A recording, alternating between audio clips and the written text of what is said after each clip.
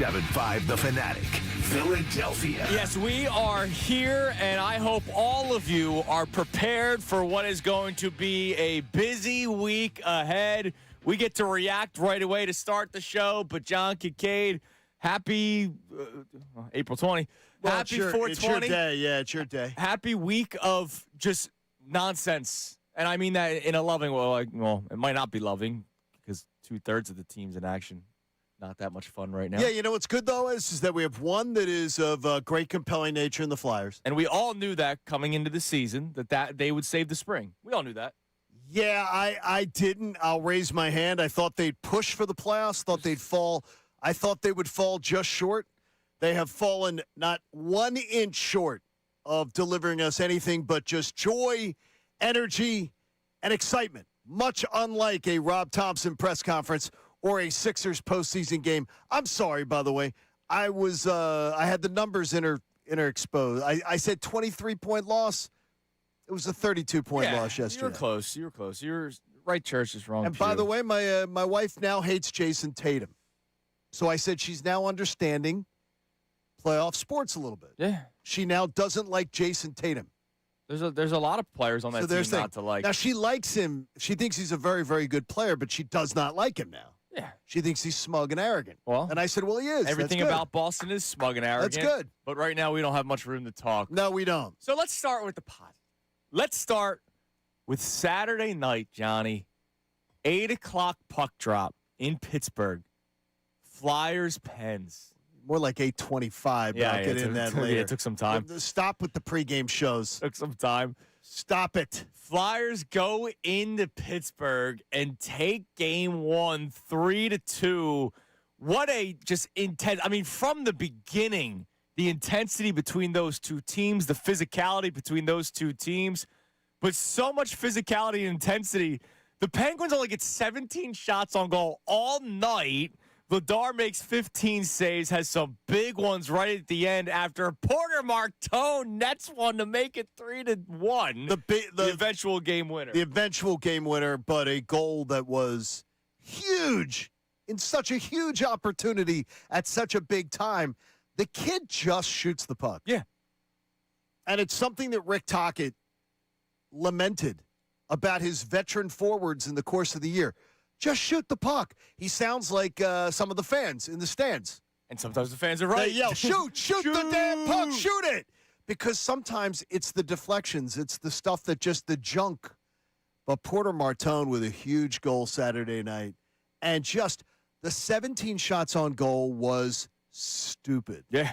That's stupid. I mean, it was unbelievable, the dedication to the entire length of the ice that the Flyers did to team defense the other night. It was awesome. They were playing Absolutely with their hair awesome. on fire, man. Like it was crazy. And like again, the nonstop physicality. How about the play at center ice? There's a Penguin trying to take a cheap shot on Tippett, and Tippett's just like, nah, get down, little boy. Yeah, I'll knock you over. Yeah, we're the men in this one. Flyers going to Pittsburgh. They take the first game 3-2. Game 2 tonight. Remember, no conflicts between the Sixers and Flyers. So every game individually will be on 97.5 The Fanatic. So we got game 2 tonight. Let's hear how it sounded, Cotter.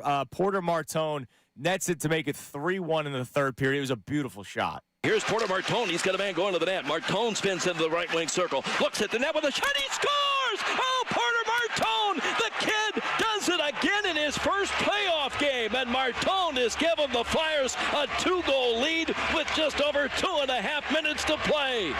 And John, the shot was ridiculous. And you know what?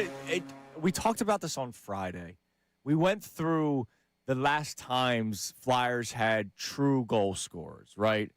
Like Jeff Carter was one of those. That happened back in not even 2010s, before the 2010s. Not many true goal scorers have played for the Flyers for a very long time. And as you mentioned, Porter Martone, he just puts the puck on the net.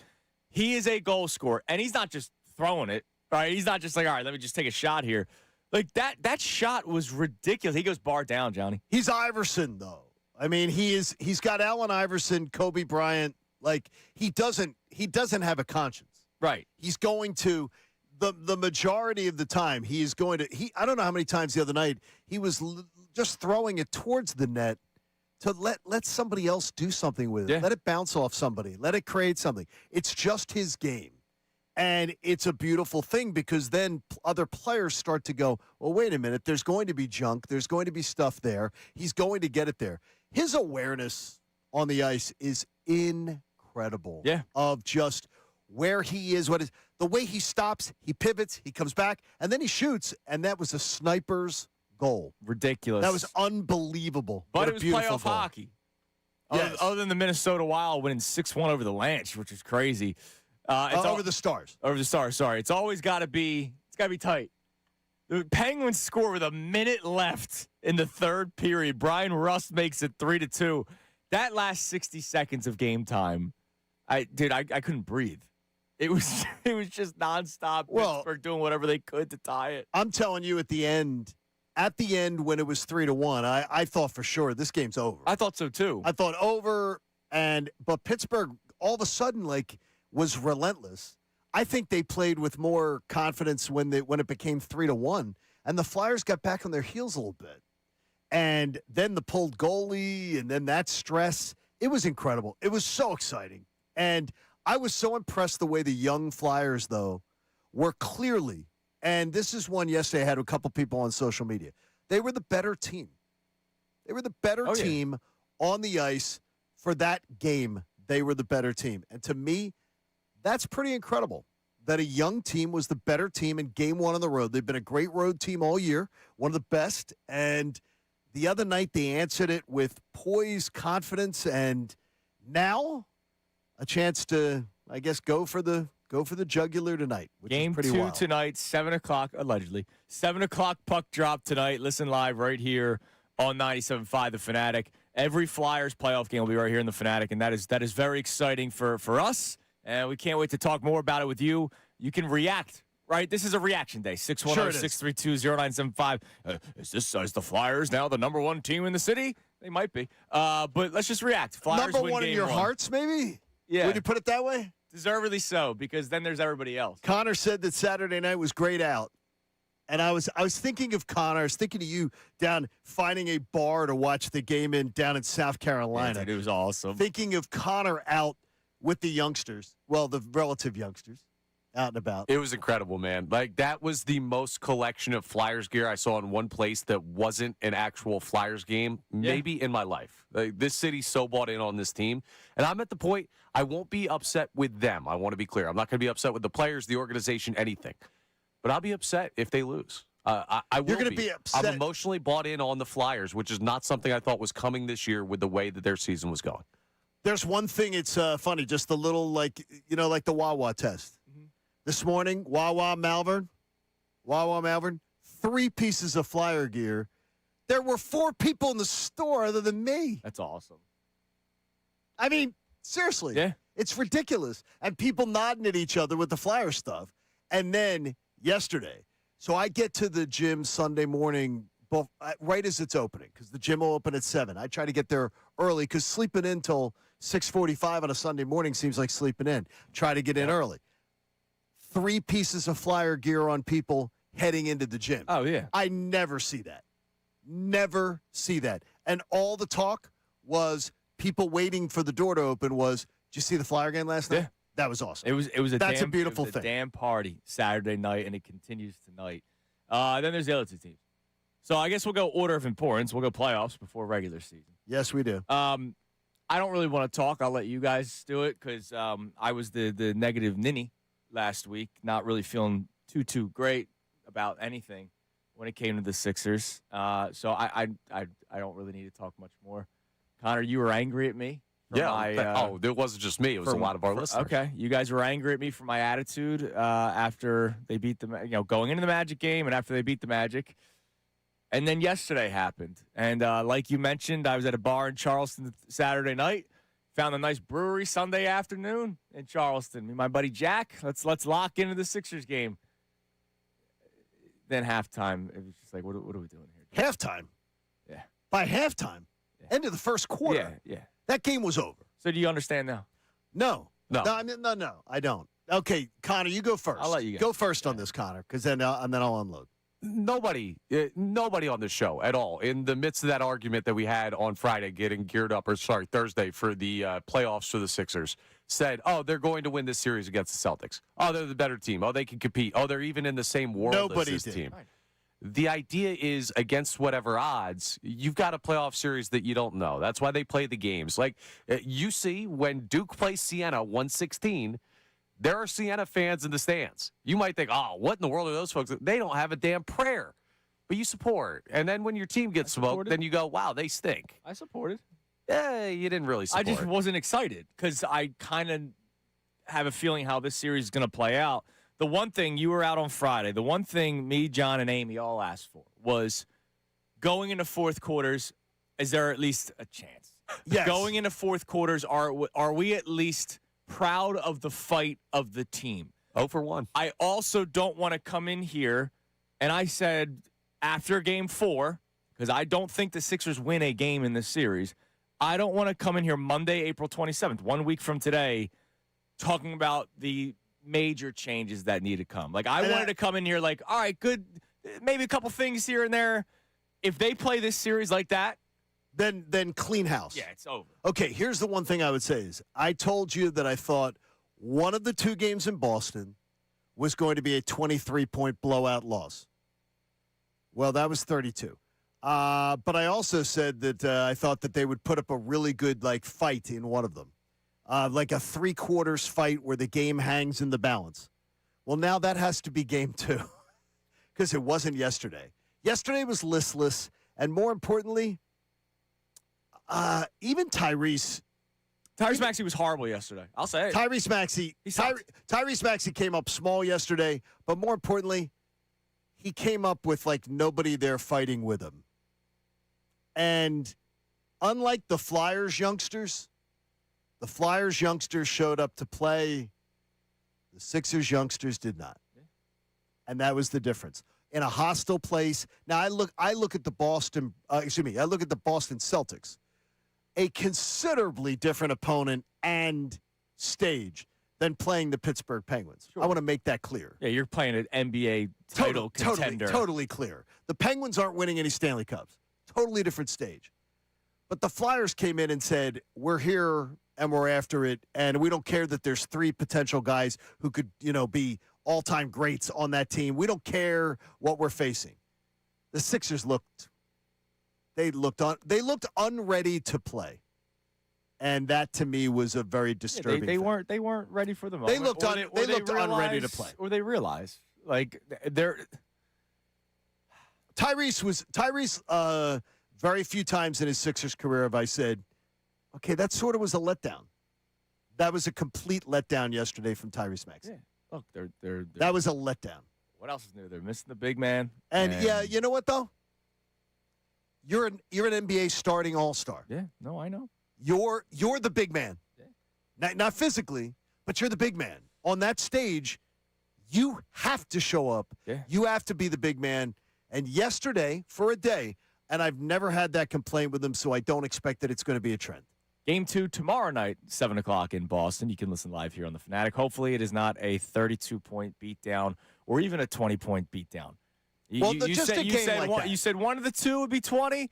It better not be 2 of the 2. And I thought 23, not 32. 32, and 32 is different than 20 to me. Yeah, that's no, that was a beat. It was the biggest margin of victory demolished for the Celtics in a playoff opener in their franchise history.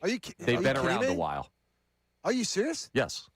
Yeah, it was bad. Okay. So I was reviewing the tape a little bit. Something they could do just to get a little bit deeper into this for next game is take the round orange thing with the seams on it and put it through the net. When they shoot it, have it go in. Yeah. That was one of the worst shot-making performances I've seen from this team all year. And how about it was front rim all first quarter and second quarter? Yeah, just couldn't buy one. And there was a lot of other problems, too. The turnovers were terrible. Just throw out the game plan. Don't watch that game. Pray and hope that you got something. It was really bad yesterday for the Sixers. Hopefully tomorrow is better. And then there's the Phillies. And so at the end of the show Thursday, and then Connor ran and hid Friday. He didn't want John the smoke. He didn't want the smoke. Connor didn't want the smoke. He didn't want it. He ditched the smoke. No, Connor. He put in. Here's the thing. Let's be honest. Connor called Scott Mastello after the show and said, I need off Friday. Yeah, he was afraid to There's go no to, way, to war against There's John. no way that I'm winning this after I said must win, important series, got to have wins. They got to win this series. However, Connor, I would have been more on your side, and that's why Friday we talked about the Psyche series. So Friday was a great day. Friday was playoff party Friday, but it was also a Psyche series Friday. And the Phillies get swept by the Atlanta Braves. And once more, embarrassingly. Oh, no, terribly embarrassing. Game one, after getting just beat down by the Cubs, 10-4 Tuesday night, 11-2 Wednesday night, they have the day off. And for the first time in the history of the world, Rob Thompson actually said, like, things aren't going well. He didn't try placating anybody. He didn't try saying, like, everything's fine. But they had the off day, and he was saying it was going to be good for everybody. Well, it wasn't. Phillies lose 9-0 Friday night. Way to really come out and show that you have some fight. And now, it was 7-0 in the third inning? yeah, because Taijuan Walker stinks, dude. Like, Yeah. I know he had a bounce-back season last year, and that's great. And he did have a bounce-back season last year. I know what happened. I'm not celebrating bounce back for a guy that's getting paid $80 million. They lose 9-0, and then there's just no offense.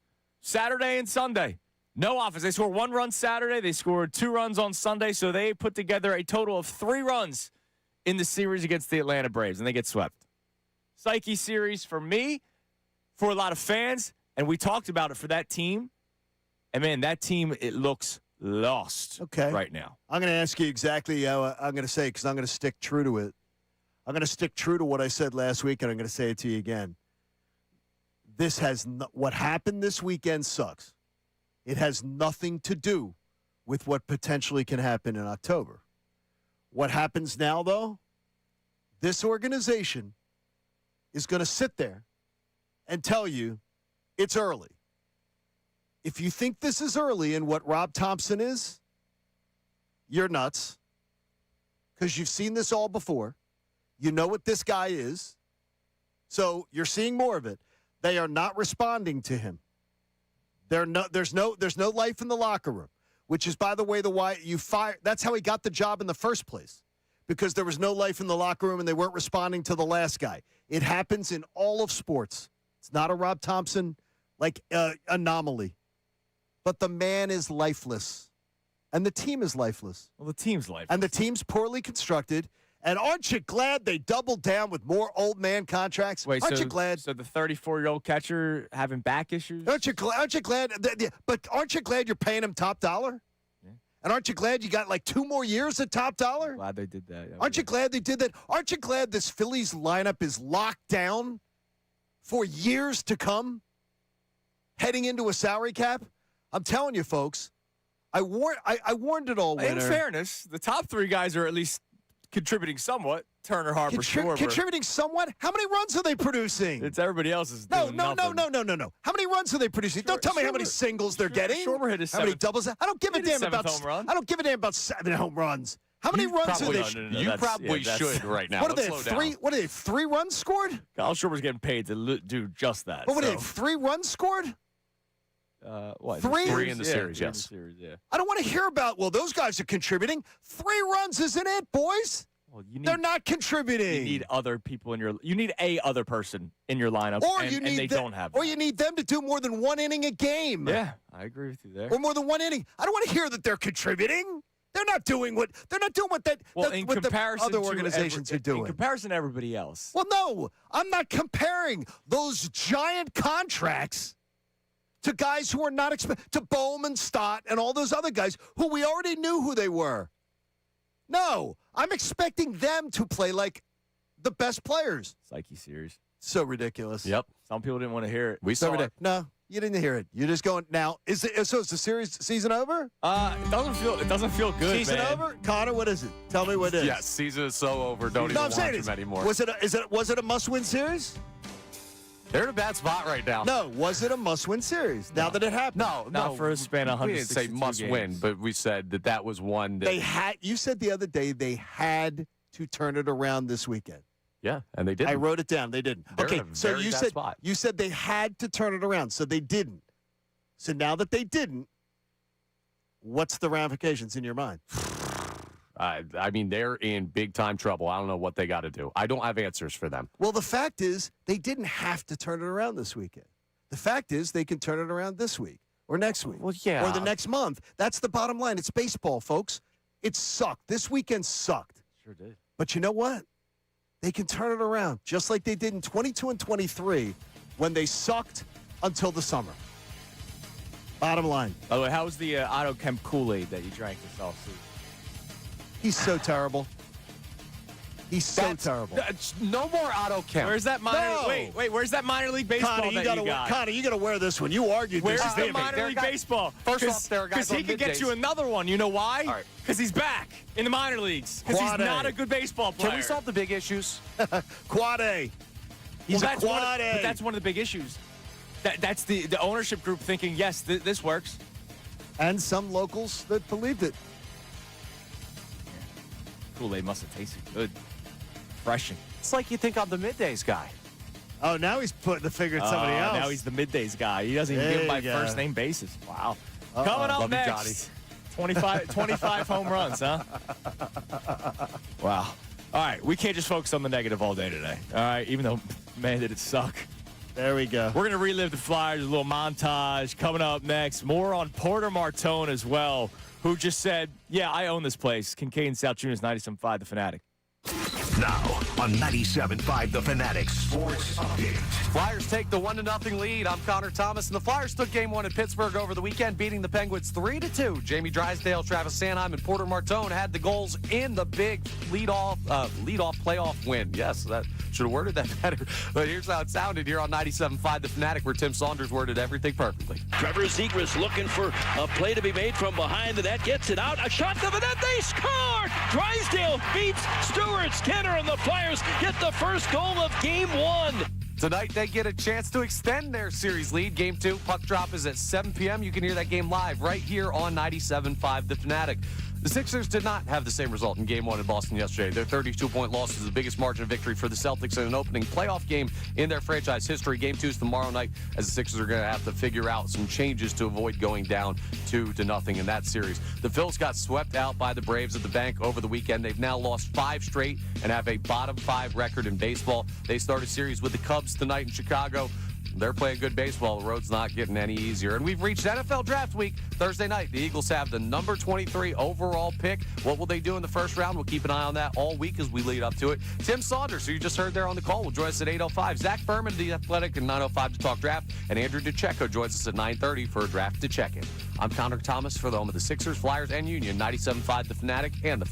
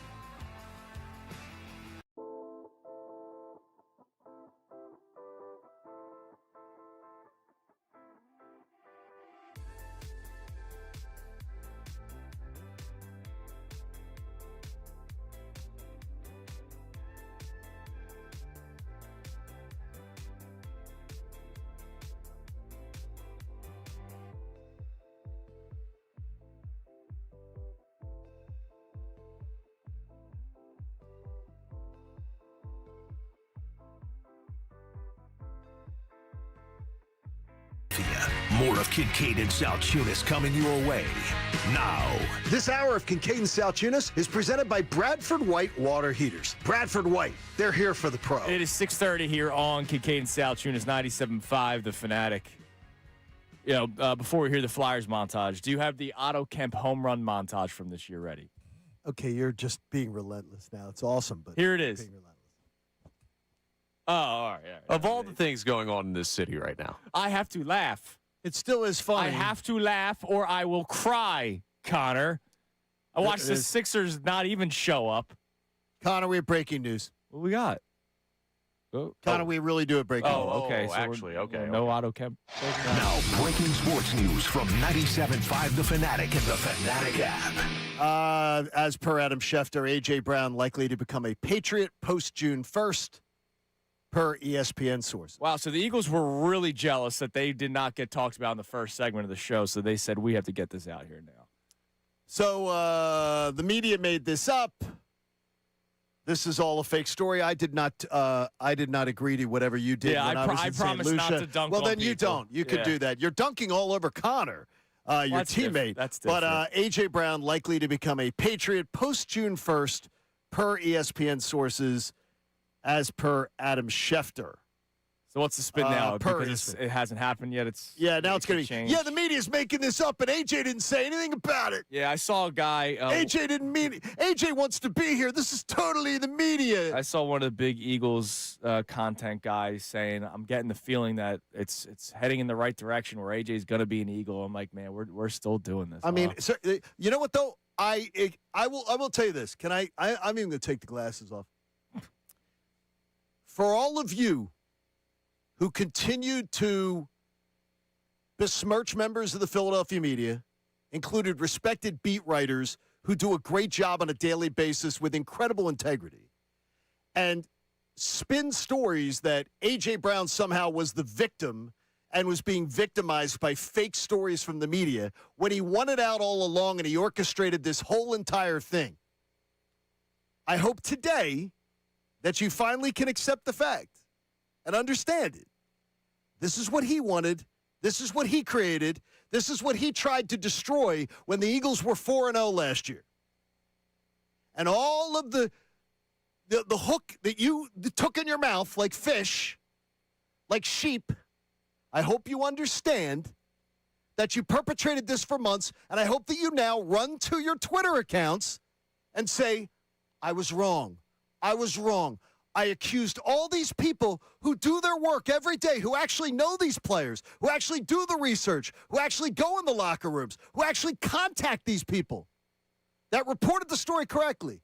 I hope you all run and say, I was wrong. I'm not going to hold my breath, but I'm expecting it to happen. It's not going to happen, and it's going to be that the media ran him out of town. And I No, it won't be. No, it won't be. When they were 4-0, Andrew, it's the bus trip last year in Clearwater. Oh, I know. I'm just saying that's what's going to be the excuse. The Eagles were 4-0, and he wasn't happy.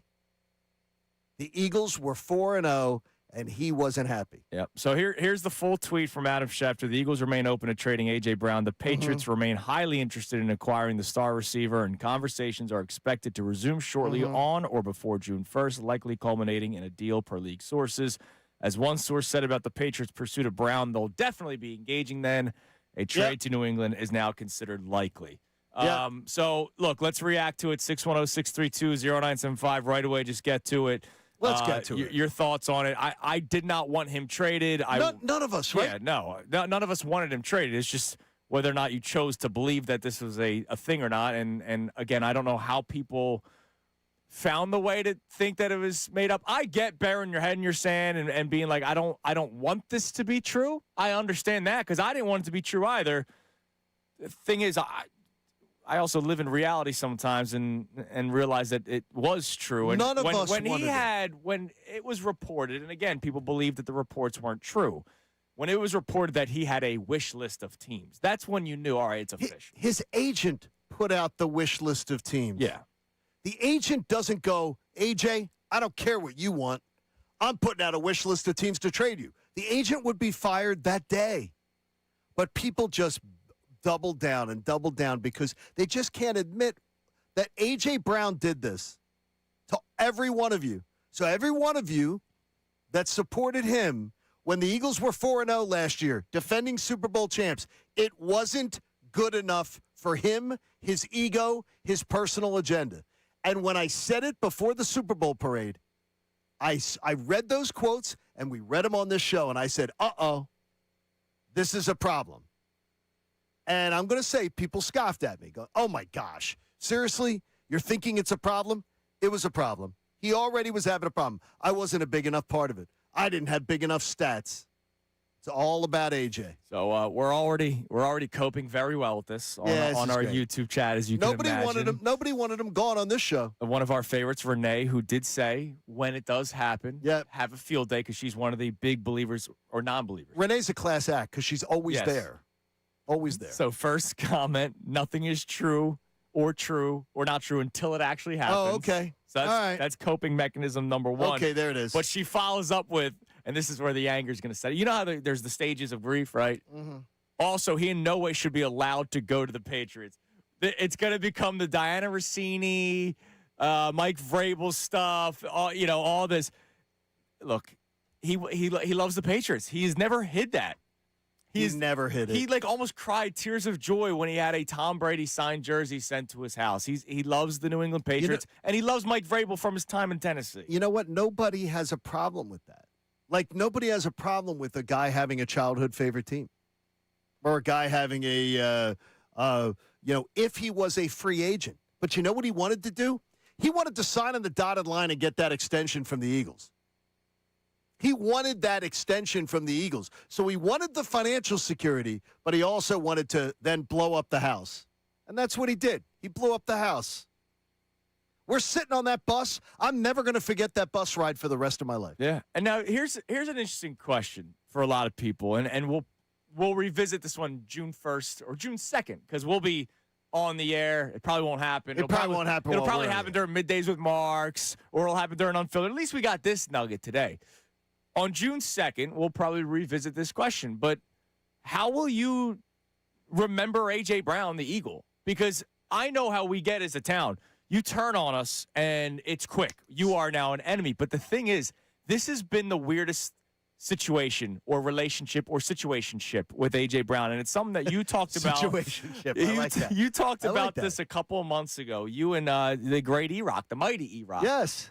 About since when in this town have we been okay? Not okay, but we've excused dogging it, not showing full effort, dogging it, and then being a malcontent, which whether you want to believe, well, now you have to believe it. He was whether a you ever wanted he dogged it. Whenever you wanted to believe with A.J. Brown, former players, Jason Kelce, when he says it's one thing, when we say we're nonsense, Jason Kelce has gone on the record saying, look, A.J. Brown allowed his emotions get to him on the field, and he did not put full effort every single snap. Since when have we been okay with that in Philadelphia? Never. A.J. Brown taking to social media, complaining. I think a lot of people side with A.J. Brown because we agreed about the Patullo stuff. Oh, no, we did, and we had his back. But this goes before Patullo. It goes back to the Super Bowl post that you've talked about numerous times.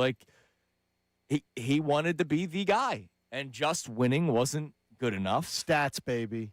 And he wanted his stats. He'll go get his stats in New England. He wanted his stats, and you know what? His jealousy of Saquon Barkley getting all the love was clear. Jealous of Saquon. So how are we going to remember him? He's one of the best receivers in Eagles franchise history. I'm going to remember A.J. Brown for his performance on the field as an Eagle, not till this year, before this year, with great gratitude. But his last year with the Eagles, I'm going to look at him as a selfish guy that absolutely let the disease of me take over. He was all about himself, and that's what he did. He destroyed a team with a chance to repeat as Super Bowl champions because it was all about his agenda, his plan, his ideas. What do I want? It's about me. That's what it was. So for 3 years, I'm going to remember him, and I'll always remember him with great appreciation for the 2 Super Bowls and what he accomplished. I can separate the two because sometimes people lose their minds. Yeah, and I wonder how people will react. But the thing is, some people won't do it like I will. Like, I will always remember him with great appreciation for what he did accomplish. But some people lose their minds. Some people, success breeds an arrogance, a desire for the ring didn't mean anything to me because it wasn't about me. Right. And that's what it was for AJ. It wasn't about him. Well, one of our very frequent tweeters, Pratik on What's up, on Pratik? Twitter, still does not believe the trade's going to happen. Come on. This is just a friend helping a friend. I won't read the first sentence. It was his Adam sleeping with Diana and Vrabel. Trade won't happen. This is just a friend helping a friend. We're all right. How is the friend helping a friend? How does this help? Dude, I don't know. What is this helping what? Now, John Clark puts out a post. Eagles will also most likely make some other trades. And he just throws out the name Jonathan Grenard out there, who we've talked about a few times this offseason. We have. So maybe something with this trade will set up another move for the Eagles down the road. Never know. So the Eagles are still going to improve their roster, but it's going to be without A.J. Brown. It's over. You know, I don't want to do the I told you so thing, but man. No, don't. Stick to your word. Stick to your word because it was just. It was a weird offseason of just not believing anything. Screw you, Eagles. If we were going to do a Flyers montage, and they said they were saying, man, we haven't got enough talk recently. Let's just float this one out there. Howie's like, hey, Adam, morning. All right, coming up next, your reaction to the not official, but A.J. Brown's going to get traded to the Patriots. 610-632-0975. We get your reaction next here on Kincade Salciunas, 97.5 The Fanatic.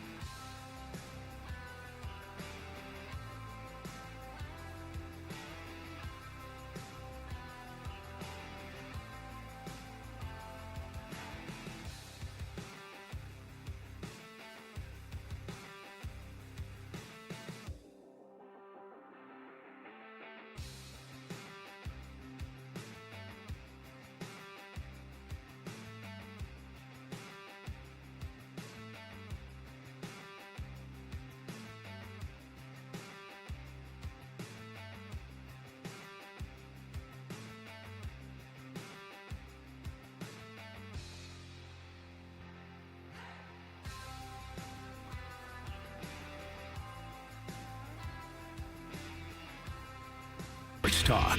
97.5 The Fanatic and the Fanatic app. It is 6:47 here on Kincade Salciunas 97.5. The Fanatic Flyers take game one Saturday night. Sixers get absolutely spanked Sunday afternoon. Phillies get swept by the Braves. And then the Eagles said, we want to be talked about too. So per Adam Schefter, 15 minutes ago, the Eagles remain open to trading A.J. Brown. The Patriots remain highly interested in acquiring the star receiver, and conversations are expected to resume shortly on or before June 1st, likely culminating in a deal per league sources. And he straight up is saying the Patriots, like we kind of knew all along. I know Denver was one of the teams that was on the wish list, and they needed a receiver. They made a trade for one.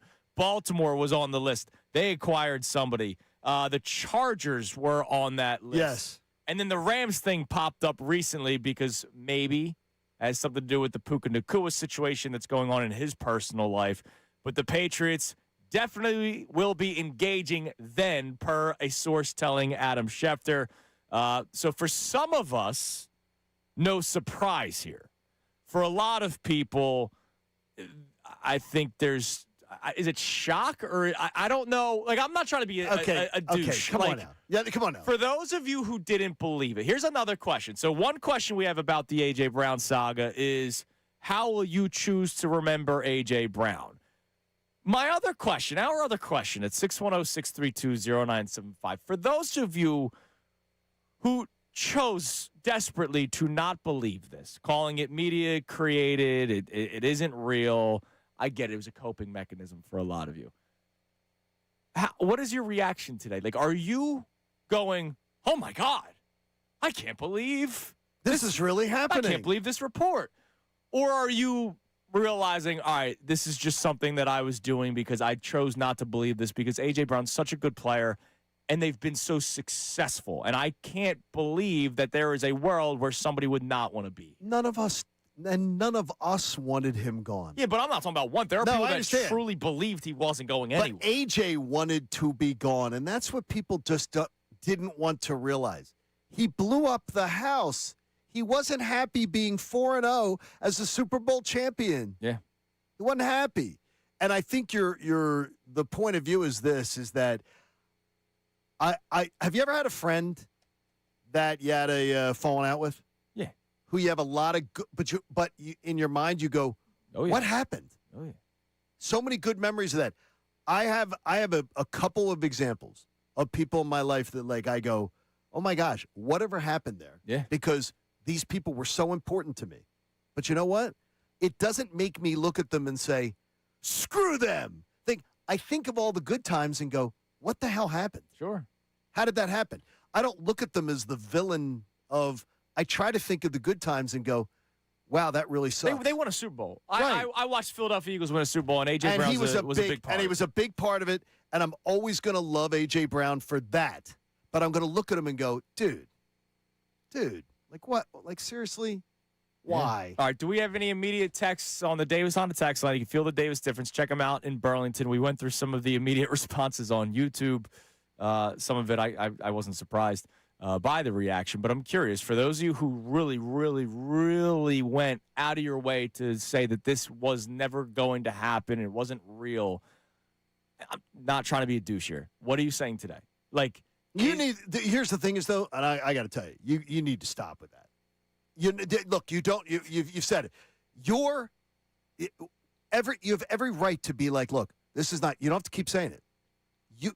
This thing was never a fake story. No, it was never a fake story. When A.J. Brown's people when his agent put out a wish list of teams to go to, that was where everybody should have said, okay, I need to. People chose that wish list wasn't real. I need to be. No, his agent put it out.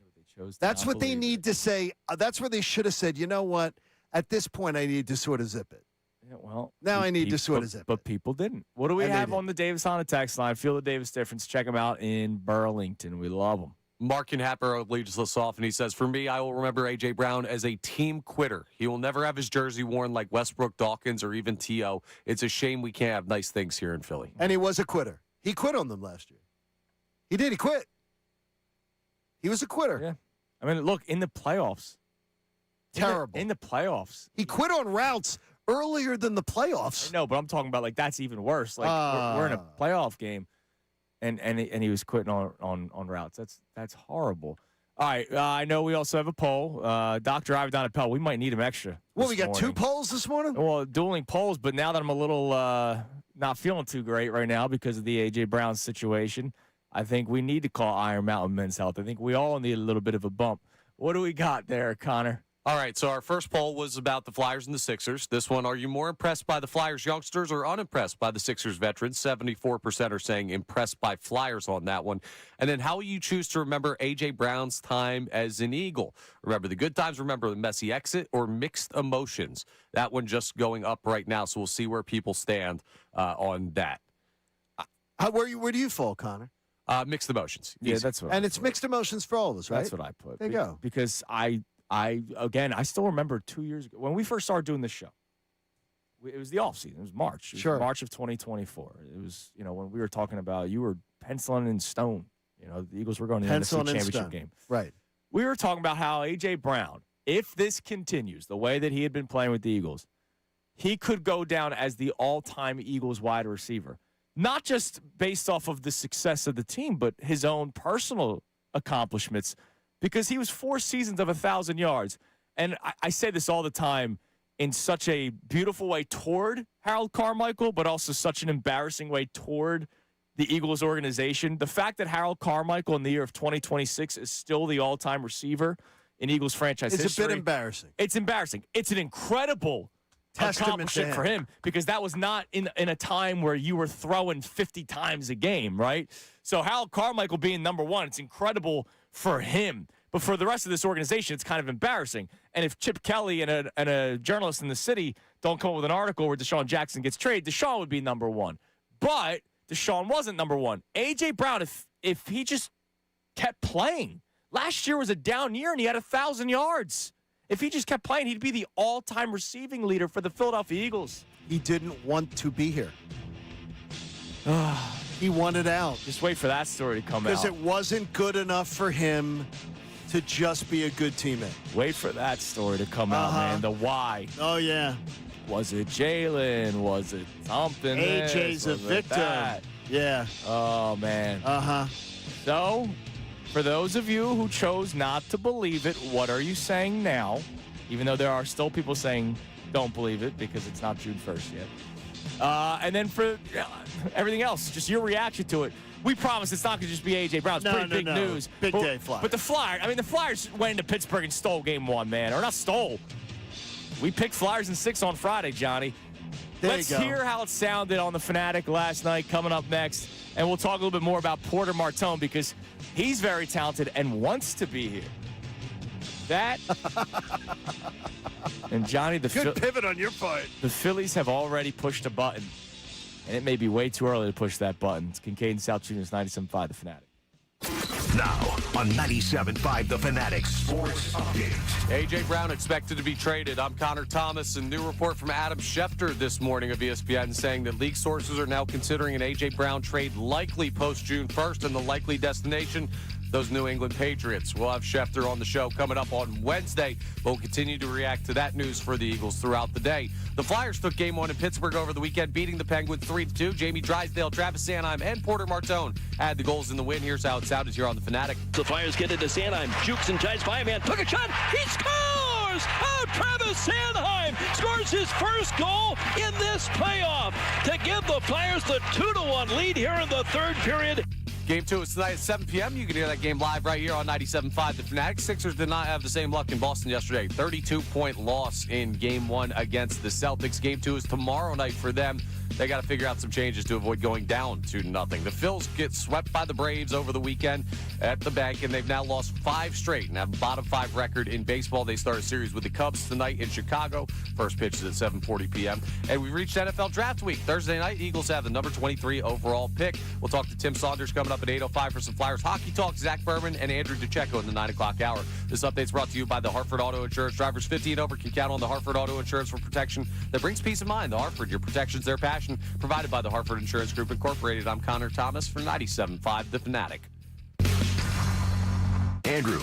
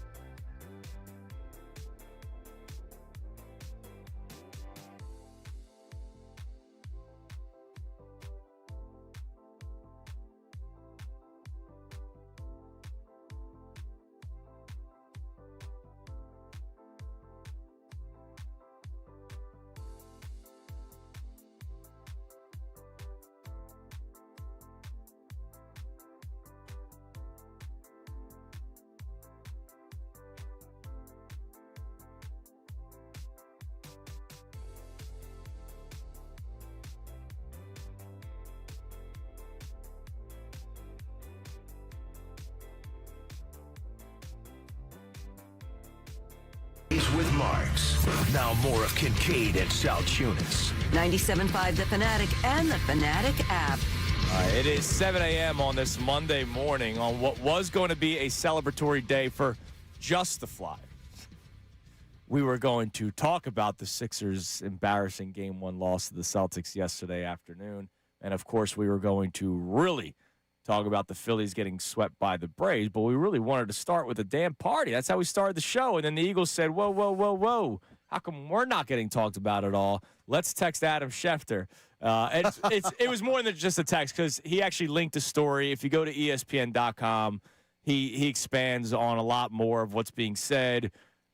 It's basically saying June 1st, whether it's the actual date, June 1st, or maybe they take their time and on June 2nd, I have a they feeling make this deal's something already happen. done. Yeah, they probably have the terms. I think it's already finished, and I think that they're just waiting to file the paperwork. Here's a paragraph from Shefty's story. To be clear, the Eagles are also not concerned about adding draft capital for this week's draft. Again, don't forget, NFL draft this Thursday. Acquiring additional picks in 2027 and 2028 is even more enticing to them, per sources. Picks in futures years where the compensation that was discussed when the Eagles and Rams had extensive trade conversations regarding Brown, which did not materialize into a deal. So he's making it clear that that wasn't fake either. But he did put out a Eagles might not stop there portion of his article. We talked about the John Clark post about Jonathan Grenard. Adam Schefter mentions Jonathan Grenard. One possibility is adding Vikings linebacker Jonathan Grenard, whom the Eagles have checked in on at various points this offseason. Per sources, Grenard had 12 sacks in 2024. But he managed only 3 last season over 12 games despite a solid 23.3% pass rush win rate. He goes on to say that the Eagles and Vikings have talked a lot. There might be some steam coming back up now that this little news drops. He also mentions that it's not the only move. He says Howie Roseman always has a plan A, B, and C, and they're one of the teams to monitor during one of the busiest weeks of the NFL calendar, which is this week, the NFL draft. I mean, there's so much going to go on this week. Yeah. It's wild. Well, and it's crazy because coming up, just to let you guys know what we're doing later today, 9:30, our man Andrew Checo is going to join us. We're going to speak with Andrew every day this week leading up to the NFL draft. Thursday, he's going to do his 2 hours. But today, tomorrow, and Wednesday, we're focusing on a specific position group. We're not going to ask him about 5 different position groups. Hey, tell us about this position group, first round, second round, third round, fourth round. And we were going to talk about wide receivers today because there was a report over the weekend that Jeff Darlington put out there where he made it pretty clear that very clear talks were going to engage pretty soon and that the lack of steam with the A.J. Brown stuff was not going to impact their plans in the draft. That's because I think Jeff Darlington already knows that the deal's in place for 2027 draft or 2028 draft. And Howie Roseman obviously knows that as well, being the man that will be my guess putting is the trade together. Are you the weird thing is I've been wondering is it going to be a 2028 first rounder? Could be a second in 27 and a first rounder in 28. Something like that or whatever. But I can't wait to see what it turns out to be, but it's going to be great. Again, remember, the trade that has always been talked about was the trade that the Cowboys and the Jets made this offseason for the really talented defensive tackle, where the Cowboys traded a second-round pick for this year's draft, because this happened right before the trade deadline. Second-round draft pick in 2026, first-round draft pick in 2027. So we could very well see that same thing where it's a second-round draft pick in 27 and a first-round draft pick in 2028. Because, again, a lot of people are saying that next year's draft is even bigger. And right? What would that tell you? If the Eagles were really worried much more about – because Howie can always manage the cap. That the Eagles wanted more draft capital for next year. And next year's the big quarterback draft. I think it would tell you that they're saying – they want to hedge their bets. Yeah, they're saying anything could happen at this point. Correct. That they're hedging their bets because all the guaranteed money ends for Jalen Hurts after this year. So to me, that would be the Eagles saying, yeah, we want to make sure we're in a position, should we need to make a move, not saying they're going to, but should we need to make a move, we're well armed to be able to do it. I swear to the sports gods, if this era of Eagles football ends with trading A.J. Brown to get the draft capital to draft Jalen Hurts' replacement, I will go insane. I'll be in a padded room for the rest of my sports Okay, family. now here's the thing is, though, A.J. Brown did this. Oh, So, like, I mean, sure, so but this that's isn't different. the Eagles doing this. This is A.J. Brown doing this. No, but it has nothing to do with the Hurts thing. Like, if I'm just saying, these two guys, they won a Super Bowl last season. And they went to another one. And within like a year, we could be talking about trading the star wide receiver, getting the draft capital, the draft a replacement quarterback. That's what happens when things happen that are out of your own control, which is A.J. Brown being upset. Connor, not one person comes into this building in the morning saying, Andrew does not come in the morning going, this is what I want to do today, and I don't care what Connor and John want to do. I don't come in that way. You don't come in that way. But there are people in life who come in and say, it's all about me. I don't care what other people want. This is what I want. And A.J. Brown, unfortunately, his behavior has displayed that behavior. Yeah. And in the workplace, those are people who are energy vampires. But I'm not even talking about that. I'm talking about two of the most important players on a Super Bowl winning team from a season ago. Yeah. That were like franchise cornerstones. This is a why can't we have nice things in But Philly? who was moment. even more important? Saquon Barkley. That's true. And that's what probably started all of this was that And I AJ think the didn't get jealousy shine. of it is,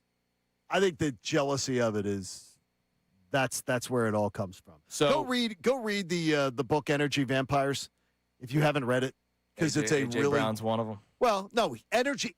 He should have his own chapter because the energy vampire can be a really great employee, can be a really great person in your mix, in your lifestyle, in your family, but they're going to drag everybody down with their negative attitude every day, or their personal agenda is going to drag you down. Well, and so there's that. We're reacting to the latest from Adam Schefter. It looks like it's heading that way. A.J. Brown to the Patriots right when June 1st hits.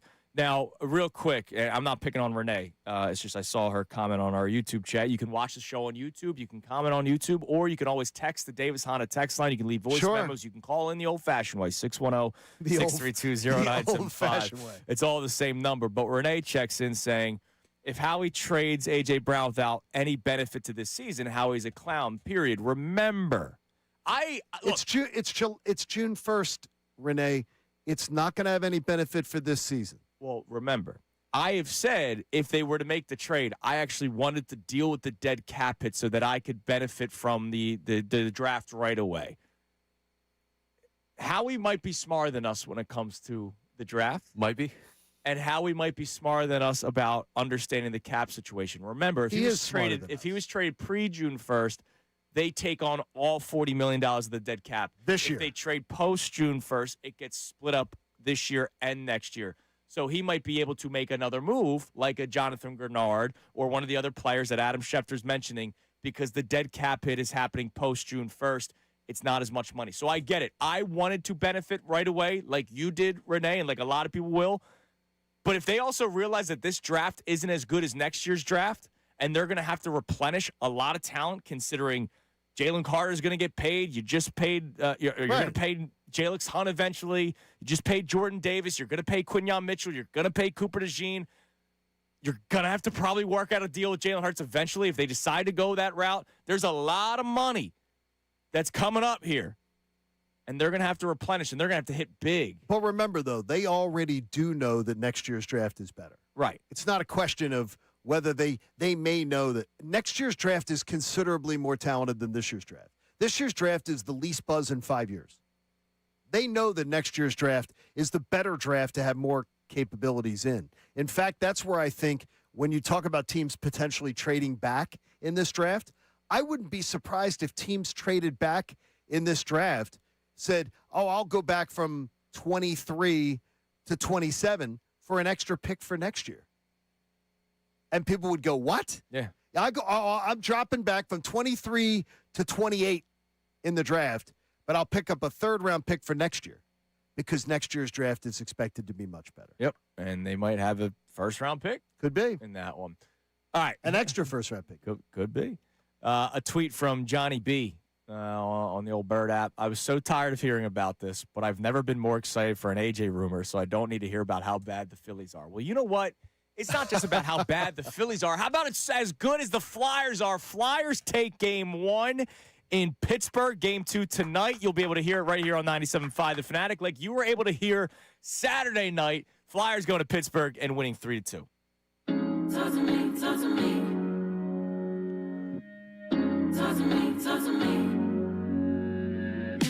Malkin back to the line. Carlson shot tipped in front of the net, and then Crosby almost banged it past Dan Vladar on the short side. The Penguins play it themselves out the center. Gets free in front. A good scoring chance there by Tyson Forster in front of the goal. It's going to draw a penalty as Forster cut to the goal mouth, tripped up. That'll be a Pittsburgh penalty. Trevor Zegras looking for a play to be made from behind the net. Gets it out. A shot to the net. They score! Drysdale beats Stuart Skinner, and the Flyers get the first goal of Game 1. Jamie Drysdale, his first goal of the playoffs in his career, in his first playoff game. And the Flyers take the 1-0 lead. Letang gives it up. Off the bench, quick shot, kicked away by Dan Vladar. Penguins get to it, they score! From that right circle, and it's Evgeny Malkin that beats Dan Vladar on the rebound, his 68th career playoff goal. And the Penguins have tied it with just over 4 minutes to play in the second. So the Flyers get into Sanheim. Jukes and Giants by-man. Took a shot. He scores! Oh, Travis Sanheim scores his first goal in this playoff to give the Flyers the 2-1 lead here in the third period. His third career playoff goal. And the Flyers are on top here in the third. Here's Porter Martone. He's got a man going to the net. Martone spins into the right wing circle. Looks at the net with a shot. He scores! Oh, Porter Martone! The kid does it again in his first playoff game. And Martone has given the Flyers a 2-goal lead with just over 2.5 minutes to play. Sarah Carlson gives it to Malkin. Top right circle with traffic in front of the net. Took the shot. Knocked down. They score. Brian Rust in the slot with a minute left. Rust gets his first goal of the playoffs. Another point for Evgeny Malkin. And this ain't over yet. It's a 1-goal lead with 1 minute to play.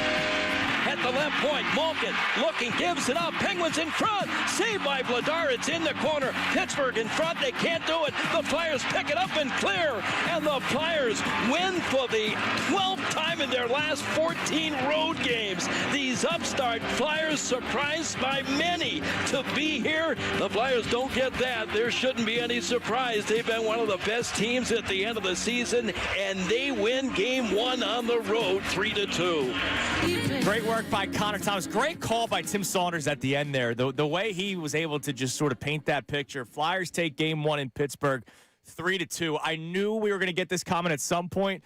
The Smeagol on our YouTube chat, what's up with this music, comes out this weekend. The Flyers, This music are using Olivia Dean's "Man I Need" as their winning anthem. How which old is the Smeagol? Smeagol. He's the one that always calls me Kensington Andrew. Okay, Smeagol. I need you to respond because you sound old. If you don't know Olivia Dean, now I have a 22-year-old. So I know Olivia Dean because I know James Dean. Because my daughter makes me a playlist. I know Jimmy Dean's. So I know Olivia Dean only because my daughter has put Olivia Dean on my playlist for a while. Yes. I love her voice.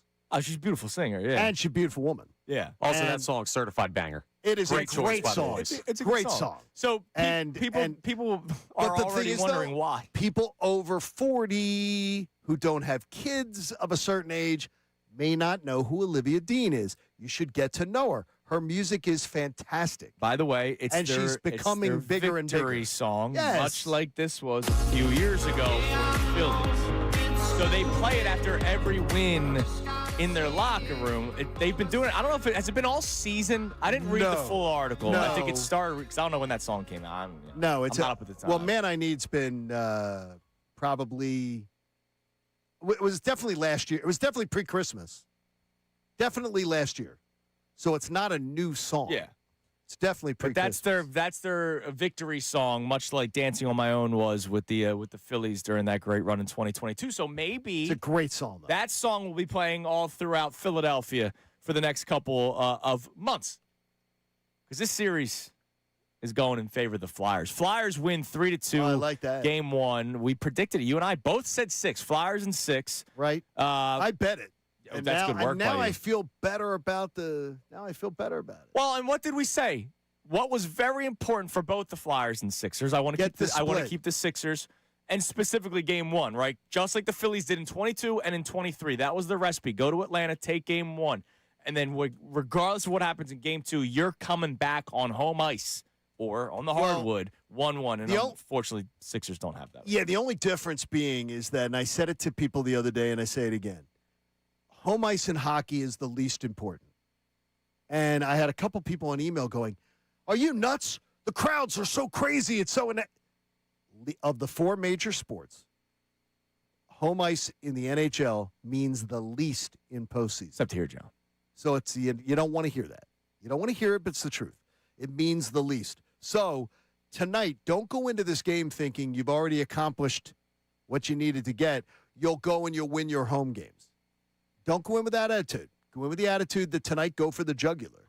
And if this team can go and steal this one, you're feeling great about the series. Yeah. But home ice means very little in the NHL in postseason. It's almost like 50-something%, little over 50%. Yeah, it's 100% here.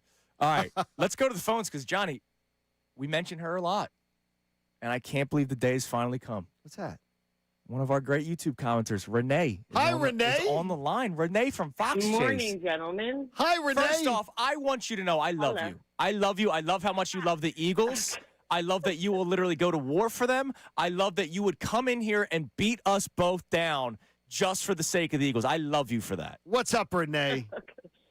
Nothing. I just feel like I have to address the constantly being accused of coping or having my head in the sand.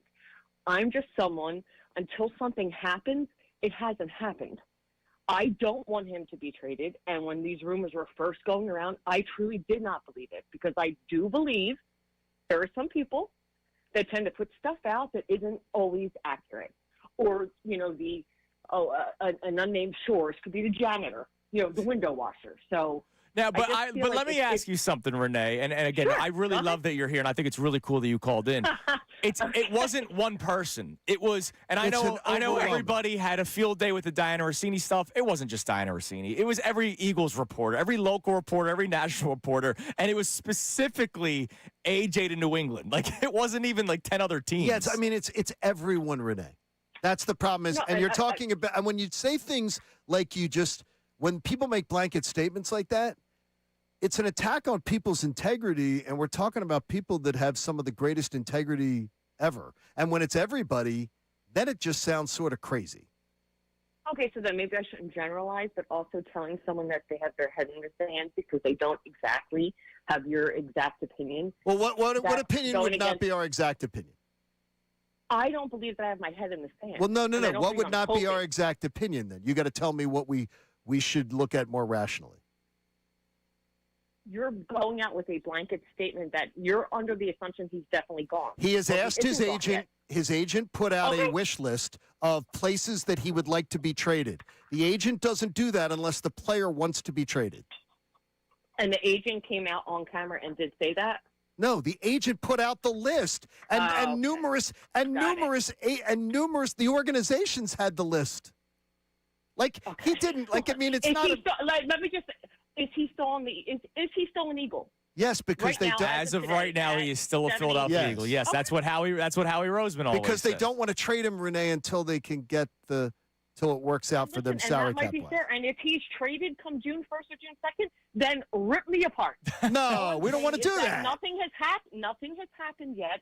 And just because Schefter's tweeting this or tweeting that, I'm not trying to talk about anyone's integrity. I just don't. Until it happens, it hasn't happened, and that's all I've been saying. All right, let me ask you one question. If it does happen, Renee, how about that? If it happens, Okay. how will you remember A.J. Brown? Because I know you love the Eagles. Like you are. So You do. Is A.J. enemy or like how will you remember A.J. Brown?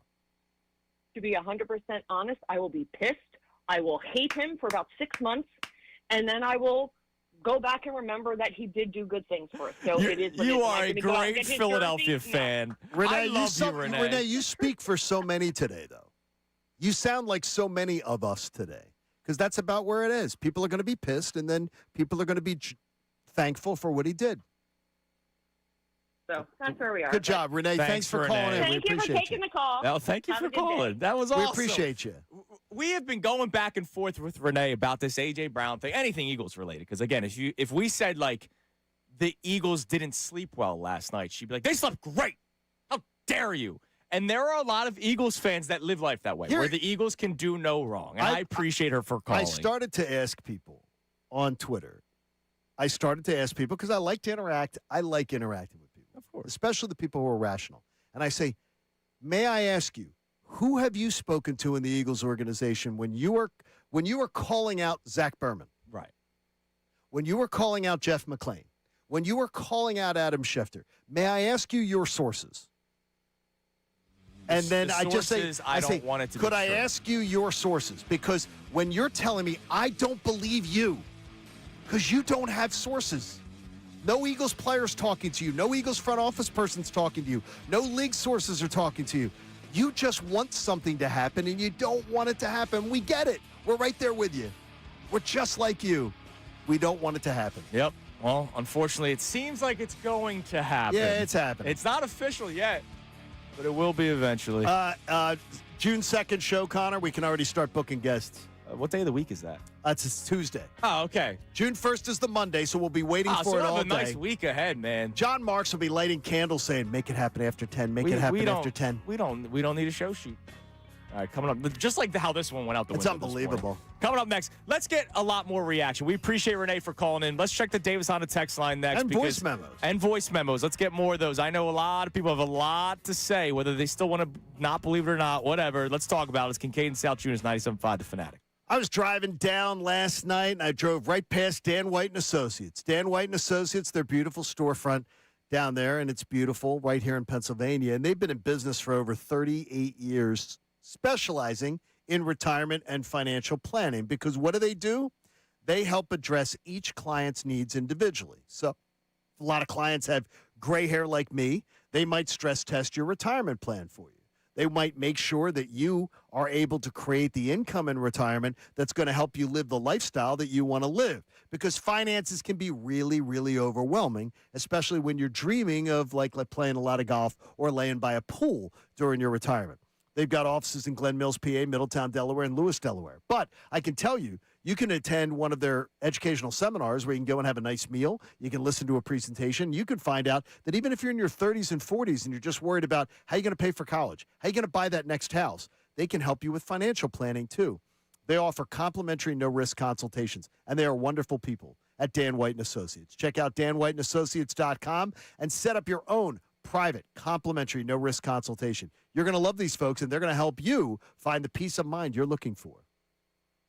Now on 97.5 The Fanatic Sports Update. A big move coming for the Birds. I'm Connor Thomas, and Adam Schefter reporting this morning that the league is now expecting A.J. Brown to be traded by the Eagles, and the likely destination is the New England Patriots. This would all have to happen post-June 1st to avoid a cap hit. So it's not official yet, but seems like the expectations are that A.J. Brown will no longer be an Eagle. We'll keep you updated as that story develops. The Flyers took Game 1 in Pittsburgh over the weekend, beating the Penguins 3-2. Drysdale, Sanheim, Martone had the goals in the win. Here's how it sounded here on The Fanatic. Martone spins into the right wing circle, looks at the net with a shot, he scores!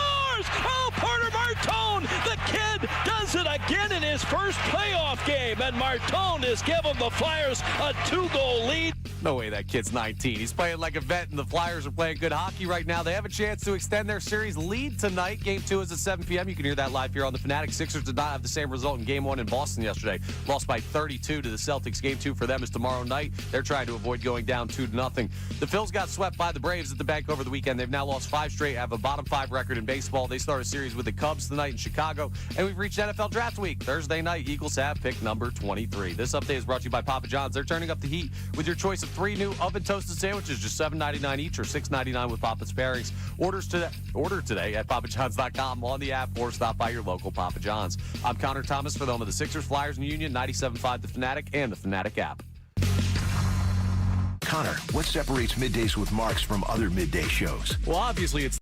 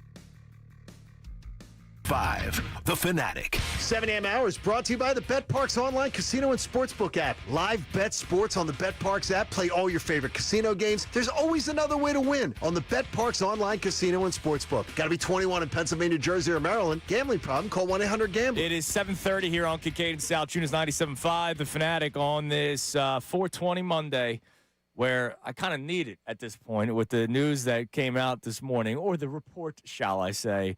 Adam Schefter saying, look, it's heading in that direction. Growing chatter that A.J. Brown will be a New England Patriot. In other words, it's just not announced. Yeah, I don't think it's just not announced. I don't think Adam Schefter, because I'm seeing a lot of this too. I don't think Adam Schefter needs your engagement. Like, I think Adam Schefter, any post that he puts out there will get plenty of engagement.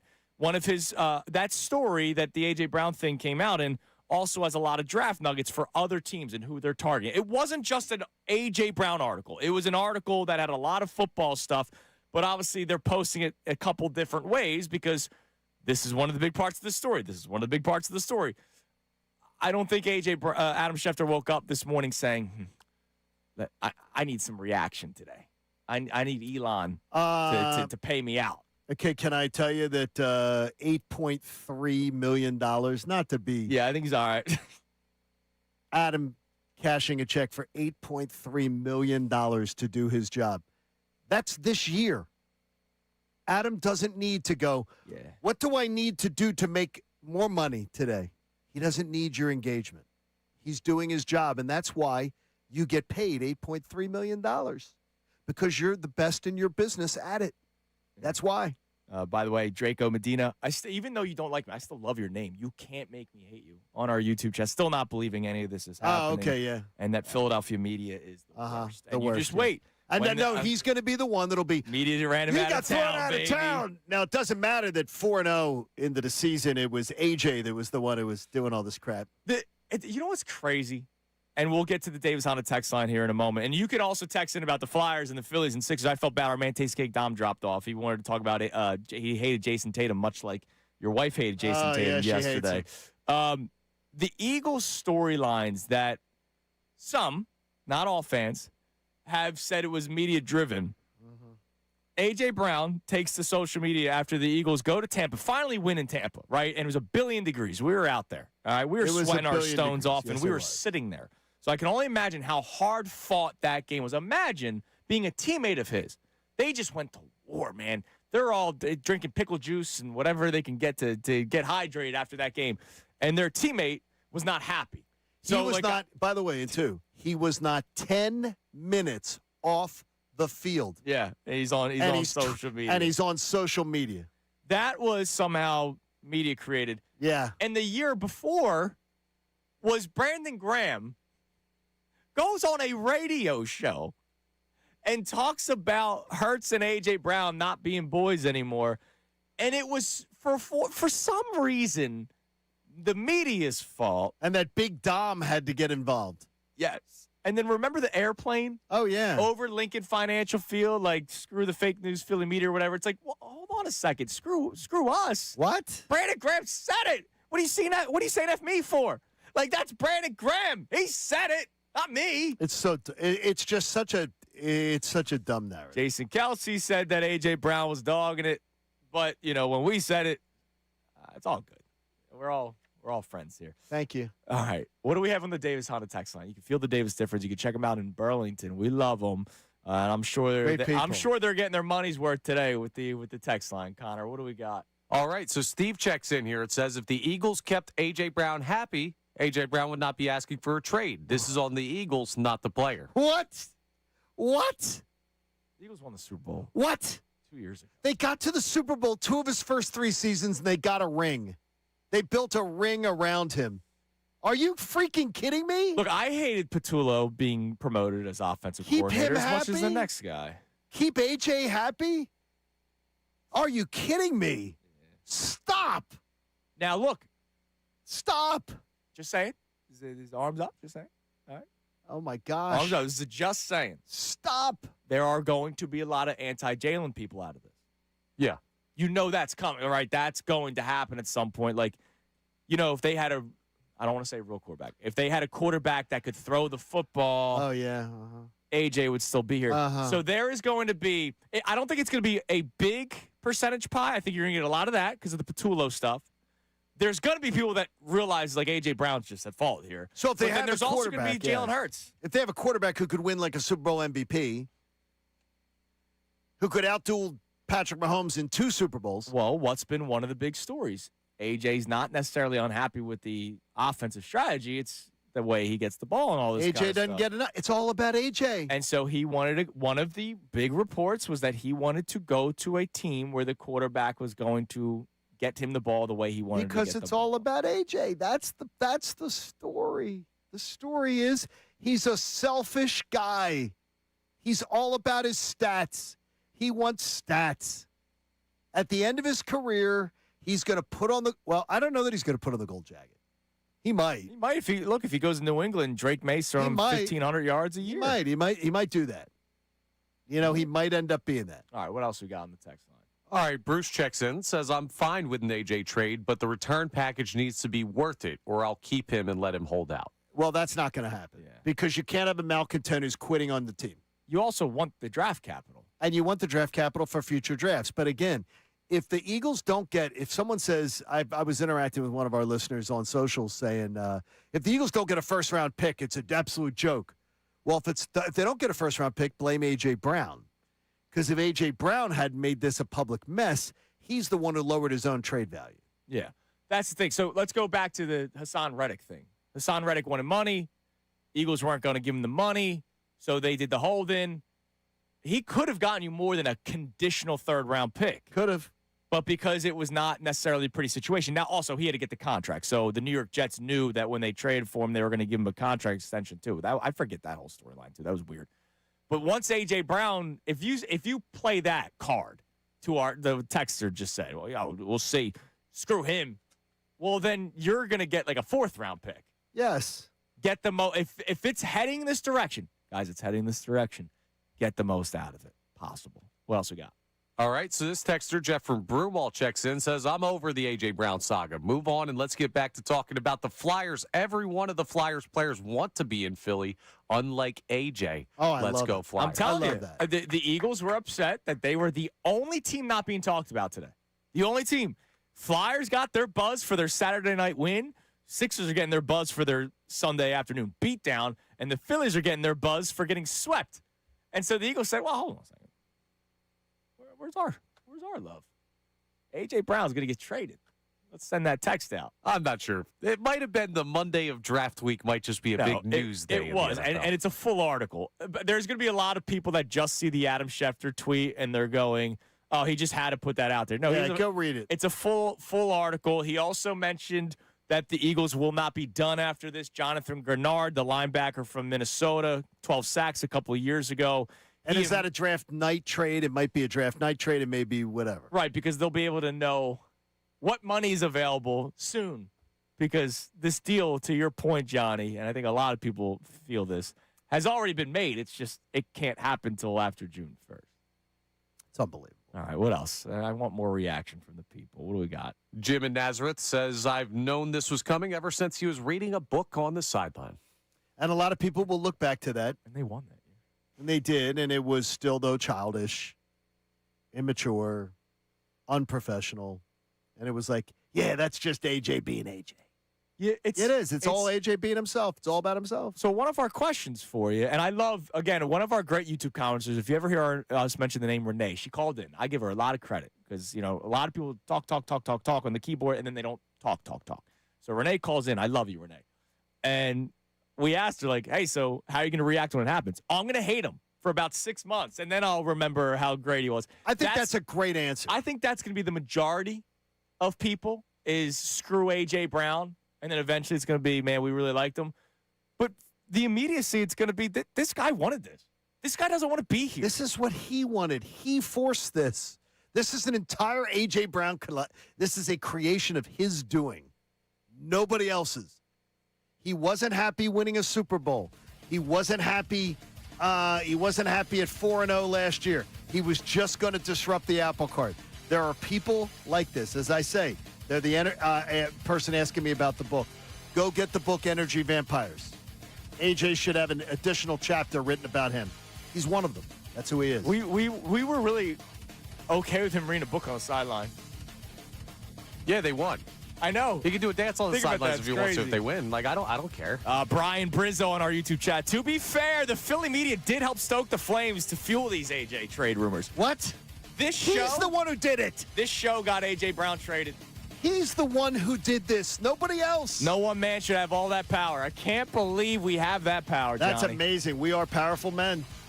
We are powerful. As powerful as Otto Kemp. How many home runs? Well, get in the zone. Oh, wait. He's in AAA again. Get in the zone, auto zone. One of Otto Kemp's biggest fan leads today's headlines next. You all right, Connor? Kincade Salciunas. All the things. By the way, Felix Reyes goes out there and hits a home run right away. Headlines next on the Fanatic. Got something to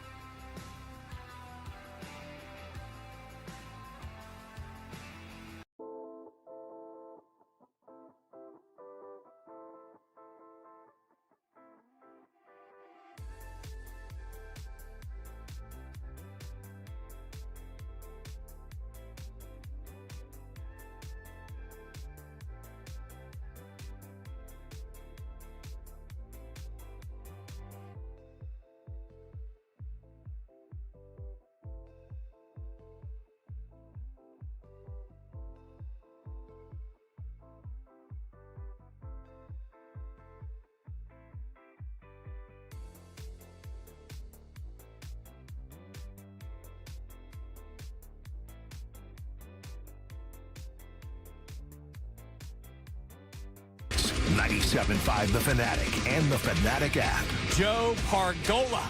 I love Joe. One of the nicest people I've ever met doing this. He's got wonderful kids, through the too. industry. Great family. He goes, hey, Andrew, Connor, and John, how do you guys stay fresh for the on-air segments when off-air during the breaks you are on the phone helping to orchestrate citywide trade talks? Well, we Fantastic do, and multitasking. I think bullying Howie, though, is one of my favorite things. Yeah. The fact that we get to bully Howie is And Howie sees John Kincade, he gets scared. Howie, though. It's fun. It's one of the reasons why sometimes, I finally said to him, I said, Howie, row one of the press box. I said, I want row one.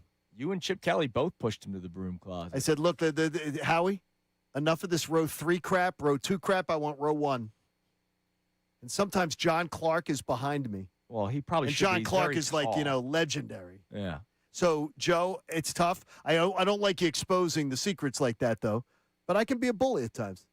Michael Giannetti, who runs Spot Tracker, he's one of the founders of it. Great. By the way, great company. Yes. He broke down the post-June 1st money stuff. Okay. A little bit deeper than we've seen it before for A.J. Brown, the trade. So the new team that he goes to, just right, New England Patriots, brother.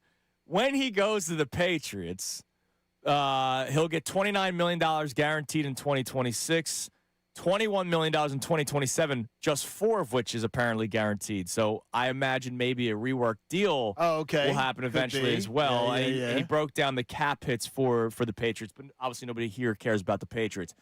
The dead cap hits for the Eagles. So, again, I wanted the trade pre-June 1st to benefit in this draft, but that's not what Howie wants to do. And Howie's a little bit smarter than me, I think. No, he is smarter than you. Connor, we agree, right? Well, there's a lot smarter of people than that Andrew. are.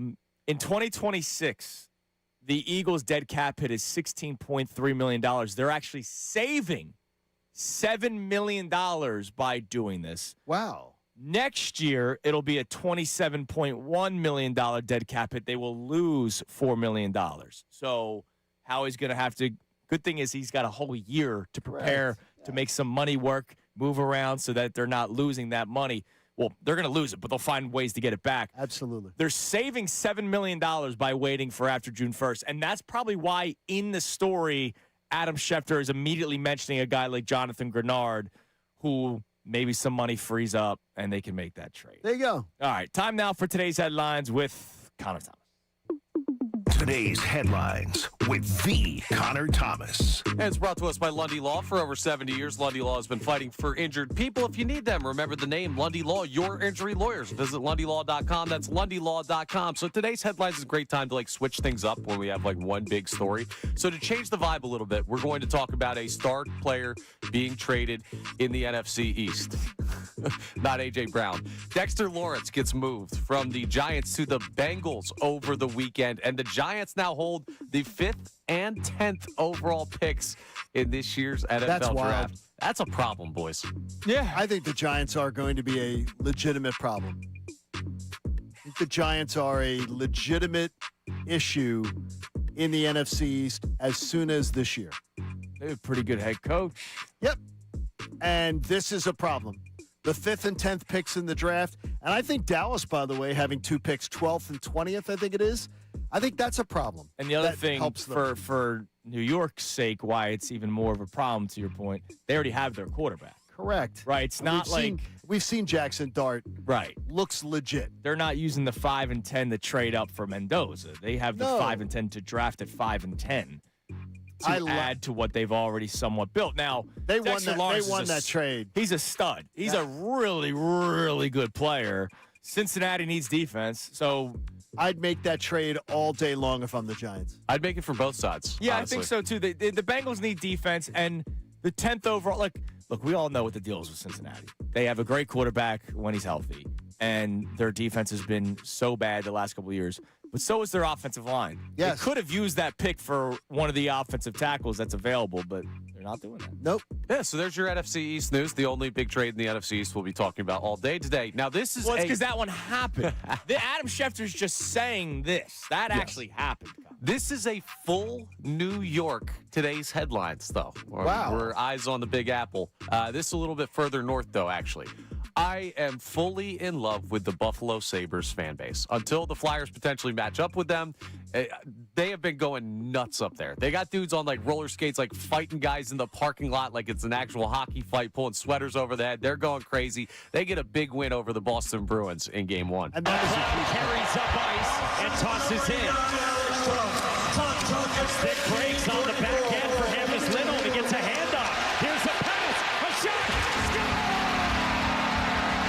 Martin Samuelsson. 3 goals in the last 8 minutes, right? Oh, yeah. And that's a wild comeback by them. And you hear that pop in that building. One, it makes me think about what the Xfinity Mobile Arena is going to sound like. I can't wait for Wednesday. Oh my man. gosh. Especially if it's 2-0. Oh, if it's 2-0, it's going to be just crazy. Hell, even if it's 1-1. Like, No, 1-1's going to be great, but It's- yeah, but regardless. 2-0 will be frantic. Will be frantic. Yeah, there are just a lot of great stories going on in the NHL playoffs this year. It's as open as it's been, and for playoffs that are normally pretty open, it's really intriguing. It's just great that the Flyers are mixed, but shout out to Sabres and the fan base that has really been looking for it. And then, we've had a lot of shots today. I think we need a chaser. It could always be worse. And Horner lifts one out to right center field. Should be deep enough. Taylor is there. Crow Armstrong tags. Here comes the throw. Here comes Crow Armstrong, and the Cubs win the ball game on a sacrifice fly in the bottom of the 10th for Nico Horner, and in the Mets their 11th consecutive loss. It's just good to, 11 straight losses for the Mets. stole the warms my exact heart. line that Phillies was have- written for 8:47 on the show. The Phillies have lost 11 of 13? I can't dance on the Mets' grave when the Phillies have sucked. No, both teams I are can just embarrassed. as much. Both teams are embarrassed. The Give me my tap Phillies shoes. are just as embarrassing. I can't mock them when we're crap in the bed like this. Yeah, no, I can't mock the Mets either, dude. Like the Phillies are. The Phillies are terrible. We haven't gotten to it yet because of the A.J. Brown stuff, but I had to hear Kyle Schwarber act, and I get it. Kyle Schwarber's doing. He's doing what he's doing. No, what he's trying to do. That's embarrassing. It's embarrassing. What Rob Thompson's trying to spin is just pathetic but I expect it. Here's Schwarber yesterday. Everyone in the dugout, everyone in the locker room, we're all putting in the work, John. Oh, that's great. I'm glad to hear it. We're all doing what we need to do. We That's all want to great. keep getting better results, chasing hits, chasing all that. That's not the way to go about it. I feel like on a daily basis, seeing the guys in here and the way that they're working, it's inevitable. It's inevitable. At some point, it's going to change. How much is he getting paid? At least even home I runs. don't need to hear that they're working hard. Again, spare me. I don't need to hear that. What do you want him to say? No, I don't need to hear. Connor, I don't need to hear it. Alex The Bowman. So he working just says hard. next question. The working hard. You don't have to answer it. I'm working hard. We're Alec working Bowen working hard. hard. He's down to 139. I don't give a damn what the players say. I We're want them to working perform. hard. I don't You care, know? good or bad. That's whether what I'm they give us saying. good quotes. Don't need to hear you're working hard. Good job. Thank you. What are we paying you, Kyle? What are we paying? Austin told us Yeah. that somebody on our YouTube chat earlier today said that the Phillies, Zach on our YouTube chat, the Phillies leaked the A.J. Brown story Yeah, it's great. That's pretty funny. because they actually got off the hook a little bit today. All right, coming up next, your chance to win $1,000. Also, how about the voice of the Philadelphia Flyers here on 97.5 The Fanatic? Our man Tim Saunders, the call at the end of Game 1 was amazing. You'll hear it again coming up next, and then we'll talk to Tim Saunders as well. It's Kincade Salciunas, 97.5 The Fanatic. Okay, if something's feeling off, get to the doctor. And if a cancer diagnosis was to come into your life or the life of a family member or a friend, I'm telling you, the consultants in medical oncology and hematology will be there to help you. Dr. John Sprandio Jr., he quarterbacked my cancer care. But boy, does he have a great team around him. In fact, there's a John Sprandio Sr. that he can lean on who created this fantastic practice too. With 3 great locations all around the area, you're going to find free parking, easy access with no elevators or garages to deal with. That doesn't sound like a big deal until you're the cancer patient. When you can be dropped off at the front door, you can walk in right on the main level and get into the offices. But most important is an independent practice. They can work with all the different care providers from around the area, so you're not stuck within one tree of providers. That gives you the best flexibility to get the best care, and they help coordinate all the appointments for you and everything. They were lifesavers, literally, for me. Visit CMOH.org and take that first step towards peace of mind. I love these folks. They're family now. They gave me my life back. The consultants in medical oncology and hematology, find them at CMOH.org. Now, on 97.5 The Fanatic Sports Update. A.J. Brown likely to be traded. I'm Connor Thomas, and that's a report from Adam Schefter this morning. That league sources are now saying it is likely that A.J. Brown will be moved on from by the Philadelphia Eagles, and the likely destination to go even further. No surprise here, the New England Patriots. Now, that deal cannot get done until post-June 1st if the Eagles want to avoid the cap hit. So not a done deal yet, but a big report this morning from Schefter. We'll keep you updated as the week continues. We'll keep an eye on the Flyers as well. 2 eyes maybe, because they just took down Pittsburgh in Game 1 over the weekend. 3-2, the final. Here's how it sounded here on the Fanatic. Trevor Zegras looking for a play to be made from behind the net. Gets it out. A shot to the net. They scored! Drysdale beats Stuart Skinner, and the Flyers get the first goal of Game 1. They have a chance to go up 2-0 with a win tonight. Game 2 is this evening at 7 p.m. You can hear that live here on the Fanatic. Sixers did not have the same result in Game 1 in Boston yesterday. They lost by 32 points. Game 2 is tomorrow night for them. They're trying to avoid going down 2-0. The Phillies got swept by the Braves. They've now lost 5 straight, have a bottom 5 record in baseball. They start a series with the Cubs tonight in Chicago. And we've reached NFL Draft Week. Thursday night, the Eagles have the number 23 overall pick. We'll talk to Tim Saunders, who is on the call for the Flyers' big win over the Penguins. He joins us next. This update is brought to you by True Green, the easiest way to get a golf course quality lawn. Don't wait. Sign up at TrueGreen.com and get your first application for $9.95. Let the pros do the work so you can enjoy your weekend. Restrictions apply. See site for details. I'm Connor Thomas for the home of the Sixers, Flyers, and Union. 97.5 The Fanatic and the Fanatic app.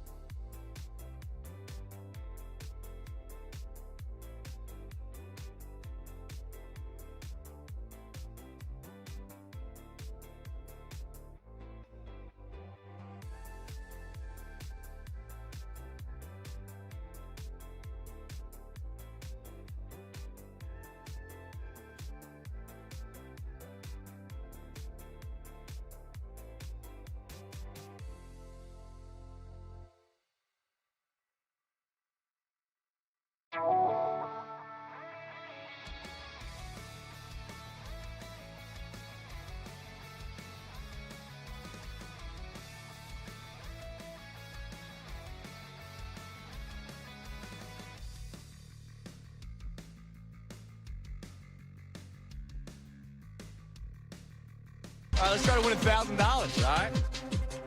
Eagles going to save some money with the trade of A.J. Brown post-June 1st. You could win $1,000 right now by texting in the word bronze to 45911, or you can enter it on the Fanatic app or 975thefanatic.com.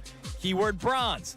Yes, same word as last Monday. We're not reading your old copy. B-R-O-N-Z-E, bronze. That was our lucky word last week. We had a winner last week. One random entry wins $1,000 in this company-wide contest. Winners will get a call from Beasley, so be sure to answer your phone. Contest rules at 975thefanatic.com. The Fanatic Parlay Cash, it stood up by Iron Mountain Men's Health. Your next chance to win at 10 o'clock. But right now, bronze. Good luck. If you want to see their wonderful faces, check out youtube.com/975 The Fanatic Philadelphia. More of Kincade Salciunas coming your way now. It is 8:01 here on Kincade Salciunas, 97.5 The Fanatic. A lot to unpack today. We'll be speaking with Tim Saunders coming up at 8:05. So a couple minutes from now, Tim's going to join us to talk about the great performance Game 1, Night 1, Saturday night for the Flyers. First time in the playoffs in 6 years, and they made the most of it, winning 3-2 in Pittsburgh. Game 2 tonight. You can listen to the game here on the Fanatic. But we've also been talking about the Phillies getting swept by the Braves. We've been talking about the Sixers just getting absolutely crushed yesterday afternoon against the Celtics, which is why there wasn't that much buzz going into the playoffs. And then, of course, Adam Schefter saying, oh, there's more. A.J. Brown, it's going to be New England. As you and I are both reading the tea leaves, the deal is probably already done. Like the fact that they're talking about it like this, the deal's probably Howie Roseman probably knows what's coming his way, like draft capital. Yes. It's just there's the details. It's if it happens before June 1st, you're paying $40 million dead cap. You do it post June 1st, you're actually saving money this year, and then you deal with the hit next year for $4 million. But they saved $7 million this year by doing this after June 1st. So a lot to get into. We have a poll of the day. You just heard that Dr. Avidan Appel helps the $1,000 cash contest is stood up by. Well, Dr. Avidan Appel also helps us stand up 4 hours strong every single morning. We have two polls, dueling polls. What do we got? Yes, our first poll today, are you more impressed by the Flyers youngsters or unimpressed by the Sixers veterans? 79% of responders are saying impressed by the Flyers on that one. Our second poll, how will you choose to remember A.J. Brown's time as an Eagle? Remember the good times is leading with 47%. Mixed emotions, 42%. And only 11% are saying remember the messy exit.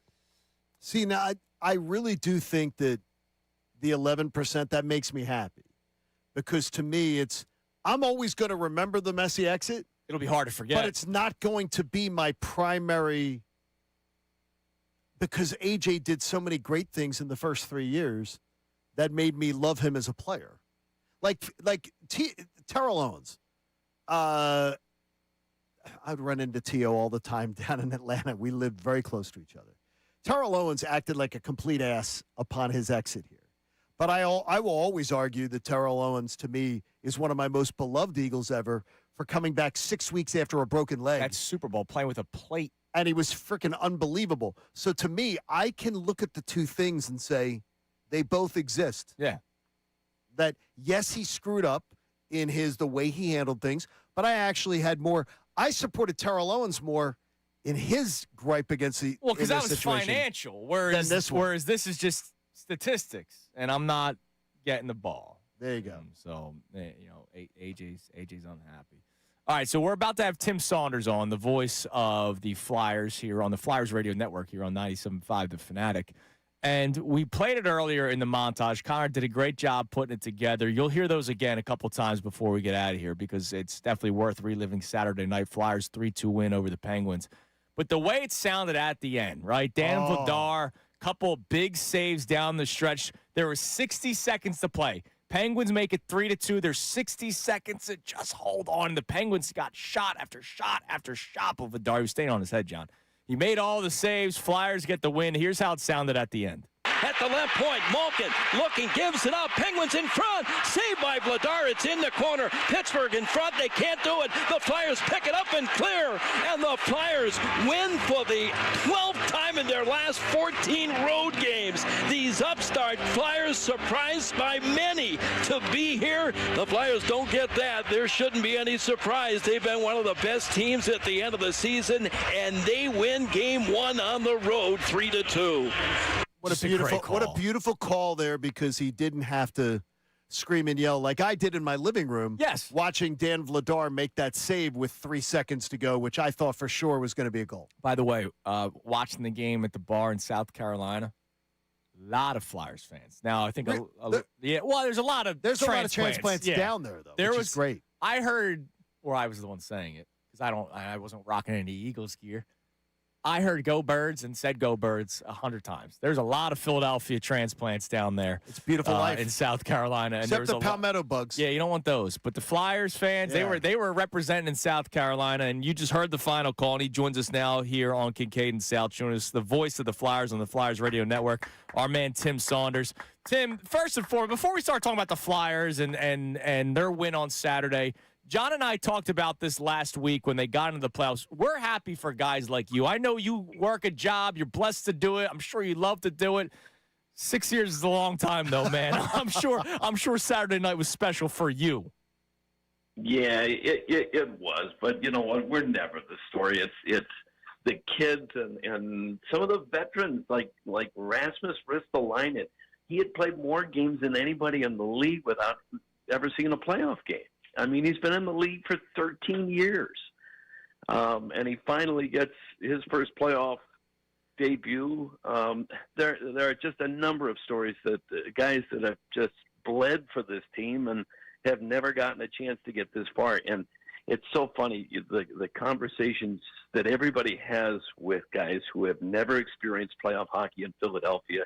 You try to get them to understand what it's like. And it wasn't until the end of the season, that clinching game against Carolina, that building was just absolutely on fire. And then they got a glimpse of, playoffs in Philly, it's a different thing, man. Tim, I had to explain to Connor and Andrew, though, that you get paid triple for every playoff game you work. They didn't realize. Geez, somebody should tell Jonesy. I didn't. I heard Jonesy slip that in when he took over the team. You have to look at your contract, read it better. Look, when you talk about home ice, though, and a lot of people are talking about, wow, the Flyers stole home ice, which they did technically. But do you believe home ice matters that much in the postseason? Well, it can, but one of the things that gives me some confidence or hope in this series is that the Flyers have been such a great road team. And I think that kind of offsets that a little bit.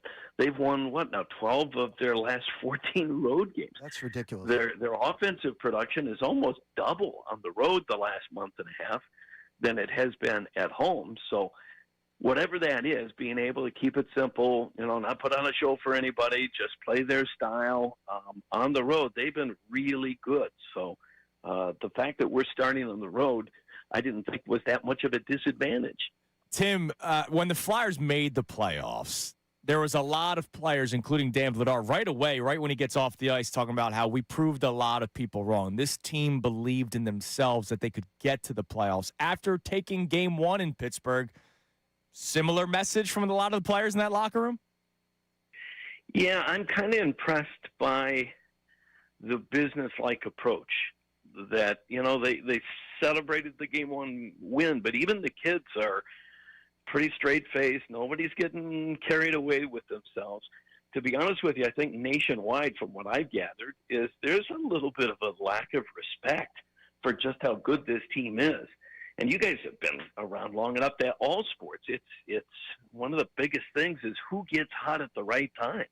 And the Flyers have one of the best records of any team in the last few months. Since the Olympics, they've won 18 games. No team won more than that.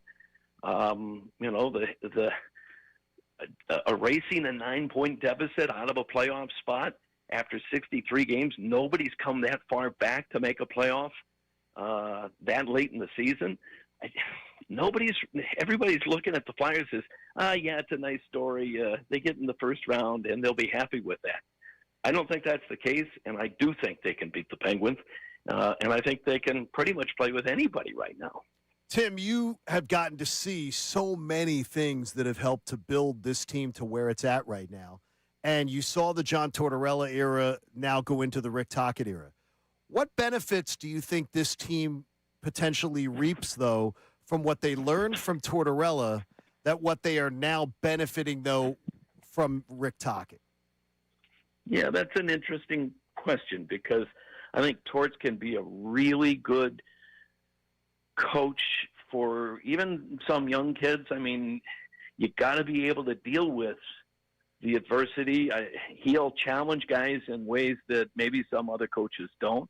I think Tocchet's a really good fit after Tortorella, and I don't think Tocchet is getting enough credit for, let's face it, the reason that they've had the success at the end of the year is the buy-in. The fact that they're all on the same page, that they've fully committed to buying into what Rick Tocchet and his coaching staff wants them to do. And I include the coaching staff because I think they've been a huge factor too. Not only Todd Reardon, but all the other coaches.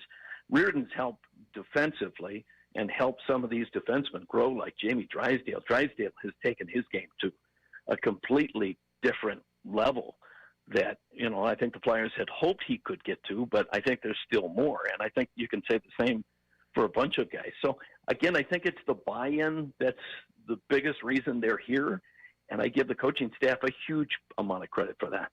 Tim Saunders, the voice of the Flyers for the Flyers Radio Network. You can hear tonight's game right here on 97.5 The Fanatic. He joins us here on Kincade Salciunas. Tim, you've been calling the Flyers games for like a few seasons now, like 3 or 4. Yeah, 3 or 4, I think. Porter Martone, the way he has just been able to assert himself and be fantastic.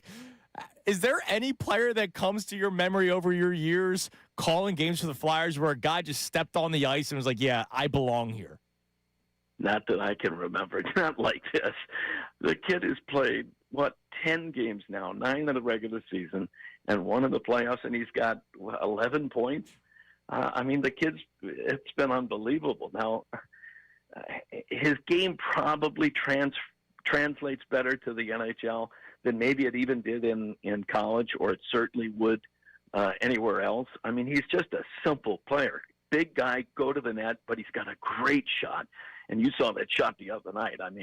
He sniped that top corner. And did he make mistakes during the game? Yeah, of course he did. But he's found a way to not be overwhelmed by any of this.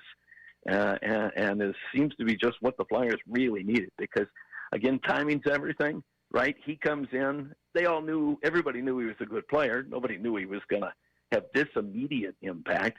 But that also coincided with the return of Tyson Forster. So now the Flyers have a pretty dynamic top line. Everybody was worried about, can Trevor Zegras play the middle? Well, if he's between Forster and Tippett, can. And they've been something else to watch. So I think the timing has really helped Martone make the splash that he has.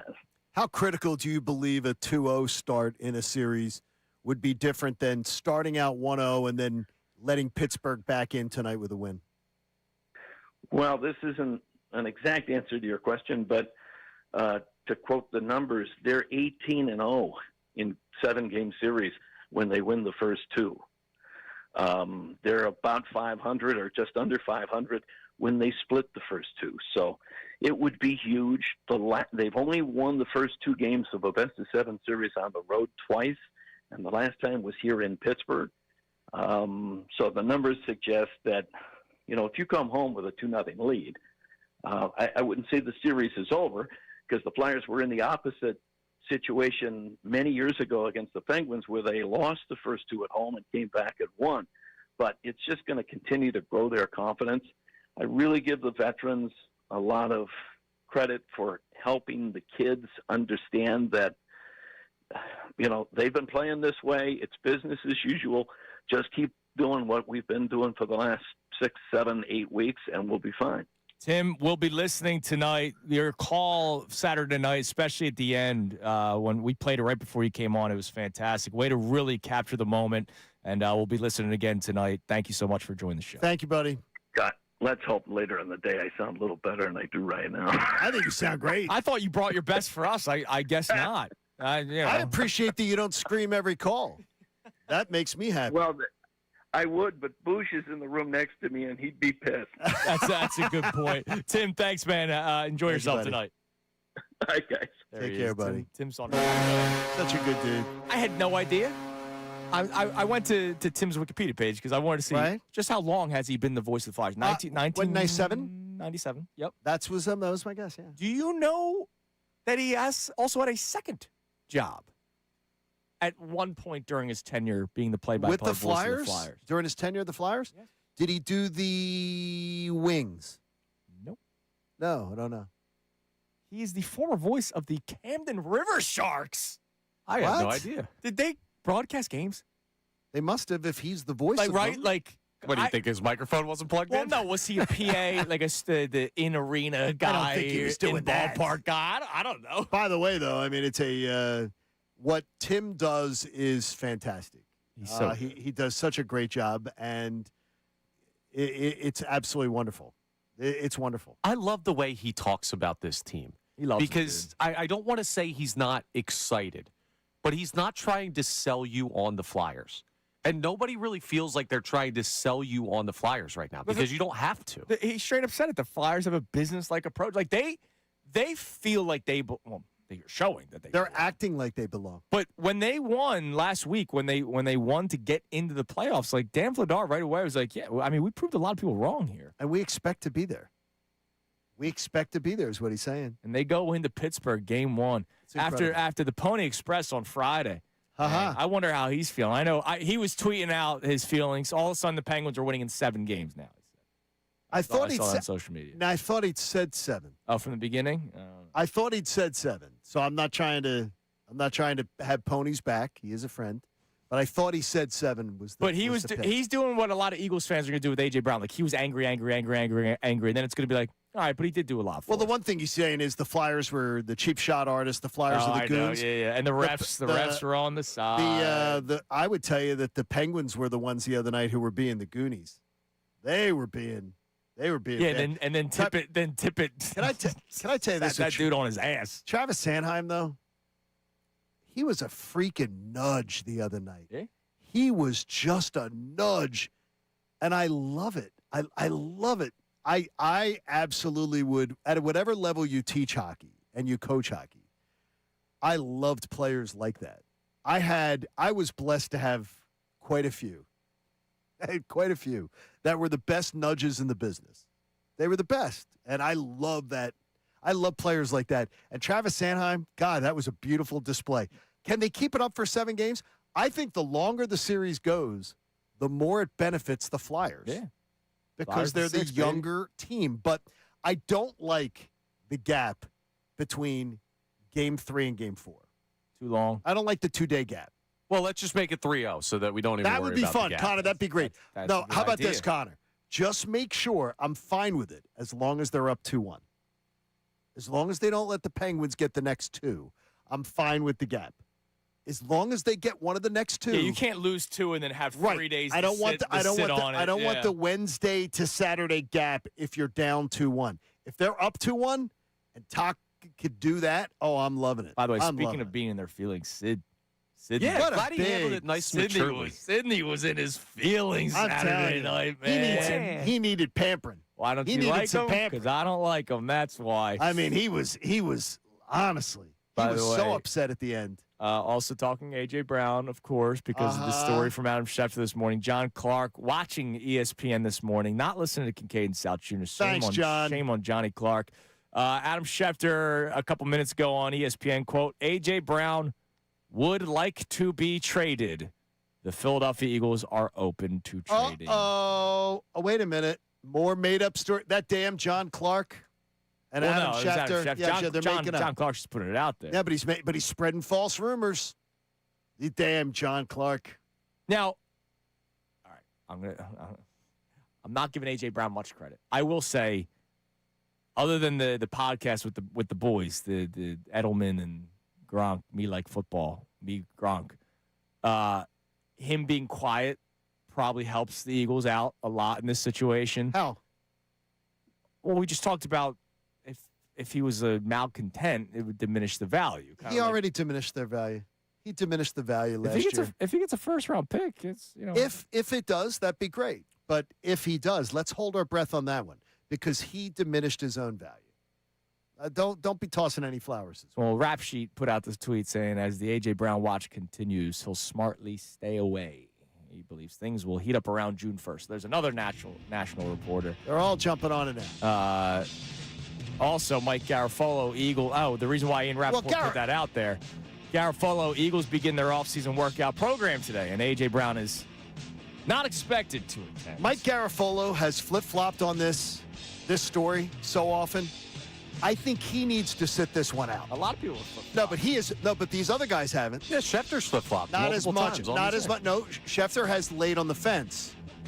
Garafolo has done the, I'm going. No, I don't think he's being traded. This is not happening. Schefter's not done that. He's done the flip-flop. He's not done sitting on the, this is sitting on the fence is different. Like Bill Collarello will tell you all about it. Totally different. All right, coming up next, your reaction to the latest with A.J. Brown. Phillies, Sixers, Flyers. It's a busy day today. Eagles just wanted their part of the conversation to be there. You can text the Davis on the text line 610-632-0975. We'll check that coming up next. Also, we're going to explain to you what we're doing with Andrew DeCecco in an hour's time. And there's a reason why we're doing wide receivers today here on 97.5 The Fanatic. Now on 97.5 The Fanatic Sports Update. A big A.J. Brown report. I'm Connor Thomas and Adam Schefter of ESPN putting out this morning that now league sources are expecting A.J. Brown to be traded by the Philadelphia Eagles. No deal is done yet. And the idea is post June 1st to avoid a major cap hit. but it is likely that he is to be traded, according to Schefter's latest report, and the likely landing spot is the New England Patriots. We'll keep you updated on that story. The Flyers took Game 1 in Pittsburgh over the weekend, beating the Penguins 3-2. Drysdale, Sanheim, and Martone all lit the lamp. Here's how it sounded here on the Fanatic. The Flyers get into Sanheim. Jukes and jives by a man. Took a shot. He scores! Oh, Travis Sanheim scores his first goal in this playoff to give the Flyers the 2-1 lead here in the third period.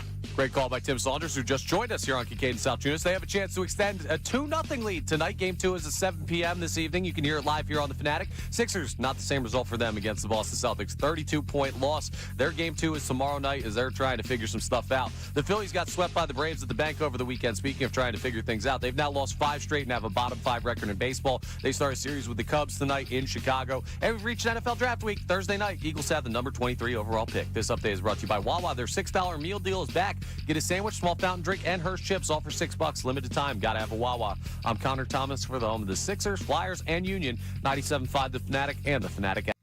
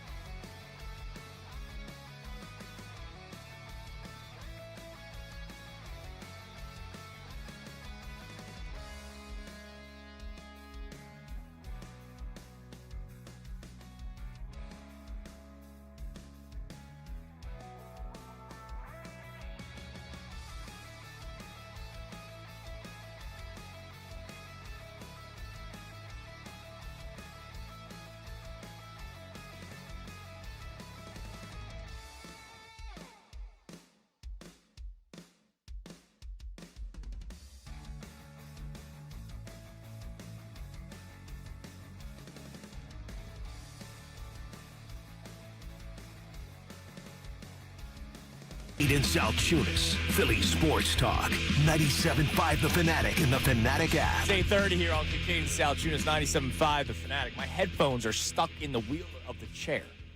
So I'm kind of... Oh, that stinks when the cord gets in there. So for our YouTube audience, I'm going to be doing the I hate it when that happens. segment with the head tilted a little bit. You want us to fill some airtime for you so you can fix yourself? I hate it when that happens. Can't get it out. That happens. All right, real quick. When I got to South Carolina on Friday, my Uber driver from the airport to the place I was staying, the front seat was like down. Like he moved it down so that somebody could get out, I guess. But it was locked. It would not budge. So for 30 minutes, I just sat like facing forward. It was the most uncomfortable position that you could ever possibly be in. Just leaning forward with a car seat pressed on your back. You're just sitting like this for a half hour, sitting in traffic. Really? Yeah, I couldn't fix it. And my buddies were in the back. So you couldn't fix it? There was nothing that could be done to fix it? No, I mean, this thing was not budging. So I just sat there for 30 minutes. I still gave the guy 5 stars. We do. We always Uber into the borough. If we are going to go to dinner and everything, we always Uber into the borough. We do not drink and drive or take the risk of it. And we got an Uber the other night, and when we fell into the back seat, I said to my wife, I said, well, we're not in high school. I said, this is like the guy's back seat of the Uber. Both of us got in, and we both fell backwards. The back seat was leaned in. But it was before dinner, so that was not an option. Congrats on the sex. There you go. All right. What do we have on the Davis Honda text line? You can feel the Davis difference. Tommy was a great waiter at 9 Prime. If you know Tommy from 9 Prime, he was a great waiter. You got to check out the Davis difference in Burlington. Also, in a few minutes, we'll tell you what we're doing every day leading up to Thursday, because Andrew DeCecco will be in studio with us Thursday because that is day one of the NFL draft. But today, tomorrow, and Wednesday, he's going to be doing his check-ins at 9:30, awesome. And we'll explain what we're doing every single day. But what do we have on the text line? Phillies, Sixers, Flyers on the table. It's just the A.J. Brown story kind of took over. What do we got? This texter from Sicklerville checks in, says, I'm okay moving on from A.J. Brown. Was done after that playoff game. We put up with his weird ways when he helped us win, but he turned into an expensive liability. Yep. Yeah, I mean, dude, he gave up in a playoff game, and again, maybe shame on me.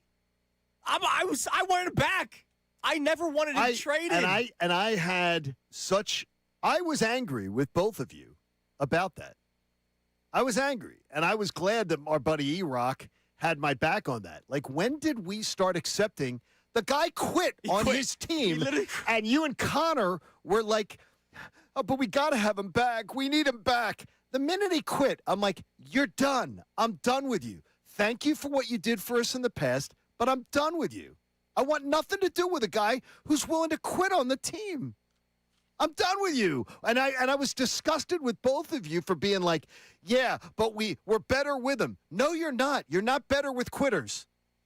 You're not better having anybody who is a quitter. You're not. And I don't care how angry he is with this. He wants a quarterback that does this or an offensive coordinator that does this. Be a professional, dude. You're making $20-some million a year. Shut up and go to work. He won a Super Bowl. He's a Super Bowl champion. Shut up and go to work. He's a Super Bowl champion. It wasn't good enough. Unbelievable. All right. It's unbelievable. Speaking of A.J. Brown. Yeah. What else? It's another day where A.J. Brown's being talked about. We never thought we'd be talking about A.J. today. We really kind of did. No, but we didn't have it on we only had one little bit on the day about it. We had one little bit because Jeff Darlington over the weekend put out a report that the Eagles were going into this draft with the understanding that A.J. Brown was most likely not going to be on the team. They were not going to allow A.J. Brown's status impact the way they went about this NFL draft. So, yes. Look, I know they signed Hollywood Brown and they made the trade and then extended Dontavian Wicks. They've got some other bodies in there. Devontae Smith, I've been saying it. Andrew DeCecco said it last week. Ready to take that number one role, but you also want to have a Batman and Robin combo. I still think that's important. Look at some of the best teams in the NFL. A lot of the best teams in the NFL have two very talented wide receivers that are on the field. I don't think Dontavian Wicks is that. I don't think Hollywood Brown is that. I think you're going to have to find somebody via the draft or eventually make a trade for someone or you sign someone. The Eagles can do that. It doesn't all have to be through the draft. But again, there's a lot of money that's going to be allocated soon. So when Darlington puts that out there, it makes you think, okay, does that mean the Eagles could potentially target a wide receiver early on? So every day at 9:30, today, tomorrow, Wednesday, before Andrew's in studio with us on Thursday, we are going to target specific position groups. So we had already planned to focus on just wide receivers today. It's crazy. And then the Adam Schefter story drops this morning. So at 9:30 today, Andrew DeCecco will give us some first-round wide receivers that the Eagles could target, second-round wide receivers that the Eagles could target, third-round wide receivers, and, of course, we'll get his thoughts on the A.J. Brown stuff. There you go. Sound good? Sounds great. No, it sounds great. Damn right. Because I can't wait to pick his brain on some of this. Yeah. Excited. By the way, his show was great this weekend, too. I got to hear some of it. The show was great. I love that. Really good. It's a Bird's Digest. It's awesome. Love it. All right. Let's check the poll, the Iron Mountain Men's Health Poll of the day. I know we have dueling polls right now. Where are we at, Connor? Thanks to Dr. Abidan Appel. Yeah, so our first poll here, are you more impressed by the Flyers youngsters or unimpressed by the Sixers veterans? 79% are now saying impressed by Flyers, so that continues to go the Flyers' way. Like that. The how will you choose to remember A.J. Brown's time as an Eagle poll, 45% are saying remember the good times, 42% are saying mixed emotions, and now we're up to 13% saying remember the messy exit. Oh, up to 13. So it's now- going to be hard to forget. It's going to be hard. The thing is, though, you can forget, but this is what you're going to primarily think of. And I hope it's not the primary thing people think of. I really hope it's not. It will be early. Like, all right, we're all human here. Week 1, if the Eagles are playing at 8 o'clock or 1 o'clock or 4 o'clock, and the Patriots they'll be on a national spot, I would imagine. Sure they will. They were just in the freaking Super Bowl. Yeah, they're they're going to get one of the prime games the first weekend being the Super Bowl team. And if there's no conflict, bet your ass I'm watching to see what happens. I'm one of those guys. I know a lot of people. I've had this exact topic on the air over the years. All right, coming up on 12. Unbelievable. Over the years here at the Fanatic, do you watch the player that left? Ben Simmons' first game with the Nets, dude, I was locked in. I needed to see it. I will be locked in as long as there's no conflict with the Eagles. It's a little bit different in football. I will watch the New England Patriots, and I want to see how it looks. Sure. And, Of course you will. And Party wants them to be really that bad. morbid curiosity will be there. I will tell you this right now, and I'll say it. I said it off the air. I'll say this won't work well for A.J. Brown. It may work well temporarily. This won't work well for A.J. Brown. This isn't going to work out. It ain't going to work out. I think I think he'll still be a fine player. No, I think he's going to be a good player. I think he's going to realize he made a mistake. I think he is too. Like, the Patriots, it will be really interesting this year who they are. The whole schedule thing was real. Like, they played one of the easiest schedules all last season. They did. And they got, to their credit, they got to the Super Bowl, but one of the games they had to beat was with Jarrett Stidham because Bo Nix gets hurt in the divisional round against the Bills, so they didn't have to play the Bills, and they didn't even have to play the Broncos at full strength. They go to the Super Bowl, and they had no shot. That game was over in 5 minutes. Not just that, they played C.J. Stroud, who had like one of the worst postseason games in recent memory in the first matchup. It was horrible. They walked to it. Here's what's going to be interesting. What happens when the trade value comes down and there's a conditional pick on A.J. Brown's performance? Then I'm rooting for him to ball out. Are we going to be able to do that? Yes. Yes. He can ball out with them losing. If I benefit from it. No. I don't care if they win. There'll be people in the fan base that will say, screw the conditional pick. I want him to fail. No, what do I care if the Patriots win? What do I care if he stack compiles? I don't care.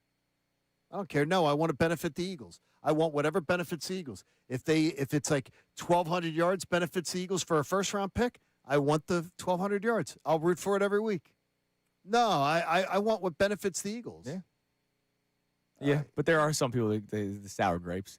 I won't. No, I don't want sour grapes if it hurts my team. I want to benefit my team. I want whatever benefits my team. So we've been talking about this report from Adam Schefter this morning. Can't wait to talk to him Wednesday. Always enjoy our conversations with Schefty, 8:05 Wednesday morning. After the news drops, he gets the call from Get Up. Hey, get up and get on the show. Here was Adam Schefter talking about the A.J. Brown report. The two sides are tracking to make a deal happen post-June first. So that is the situation between the New England Patriots and the Philadelphia Eagles. The two sides have not committed to a deal, but they are likely to make that happen post June 1. A.J. Brown would like to be traded. The Philadelphia Eagles are open to trading him. The New England Patriots have wanted him all along. It's hard to see another team jumping in, but you never know what could happen over the course of the next 5 or 6 so weeks. But there is that relationship that exists between the Patriots head coach, Mike Vrabel, and A.J. Brown, and now it'll be interesting to see if the Philadelphia Eagles would look to address the wide receiver position in the draft this week, or whether they feel it's sufficient to have gone out and signed Elijah Moore, Hollywood Brown, and traded for Dontavian Wicks. Patriots also have to figure that the overwhelming chances are they're going to be getting a wide receiver, a big-time wide receiver, after June 1st. We'll see how that factors into their thinking going into the draft. And this was tampering. It happened. A.J. Brown, you know what? Everybody, I see a lot of responses to the initial poll. Well, A.J. Brown is an Eagle. A.J. Brown's a Patriot. Just say it. A.J. Brown's a Patriot. A.J. Brown, we can forget the documentation. Forget the dotted lines and the dotting of the T's and the crossing of the I's. Stop it. A.J. Brown is a New England Patriot. You heard Schefter's talking about draft plans for both teams, for crying out loud. He's a Patriot. Sorry to say it. My He's a Patriot. God. He's a Patriot. And he winked at the camera. Remember that? We're all Patriots. We're all Patriots. He winked at the and camera. he loved it. And you know what? He was a Patriot then. You know what? He was cheating on you, and you didn't want to believe the DMs that you saw. Yeah. You didn't want to believe it. But guess what? Blame yourself. And he wanted out. He didn't love you the way you loved him. Yeah. He didn't. He didn't love us the way we loved him. No, really. That's bottom line. All right, coming up, more of your reaction. Today's a day of reaction. All right, and you'll hear the Flyers montage because I don't want that getting lost, man. The Flyers took Game 1 in Pittsburgh on Saturday, so you'll hear the montage. A lot of people getting to know who Olivia Dean is. Yes, with talented the montage. You'll hear that coming up next as well. It is Kincade Salciunas here on 97.5 The Fanatic. Mother's Day is right around the corner. And when I say right around the corner, guys, that gives you like 3 weeks to prepare. So what that means is you need to be shopping now, and Benari Jewelers is a great place to do it in Exeter or Newtown Square, or online at benarijewelers.com to just get your ideas flowing, because they want you to celebrate the moms in your life. So if you're looking for a pair of classic diamond earrings, every woman loves them, or a bracelet that she might wear every day, or a pendant necklace that will sit close to her heart, you will find something perfect for the mom in your life, whether it's your mom, whether it's your wife who made you a dad, or whether it's somebody who in your life has served the role of mom to you. It's best to honor her. Benari's showroom is filled with thoughtful gifts, and they've got a great staff that's going to help you find out the perfect way to pick the perfect gift to show mom that she's appreciated. Benari Jewelers in Exeter and Newtown Square. Amazing gift selection. You got to get in. Don't put it off. Start shopping today for Mother's Day. It's right around the corner at Benari Jewelers, and tell them John Kincade sent you. The Unfiltered High School Athlete of the Week is a chance to celebrate some of the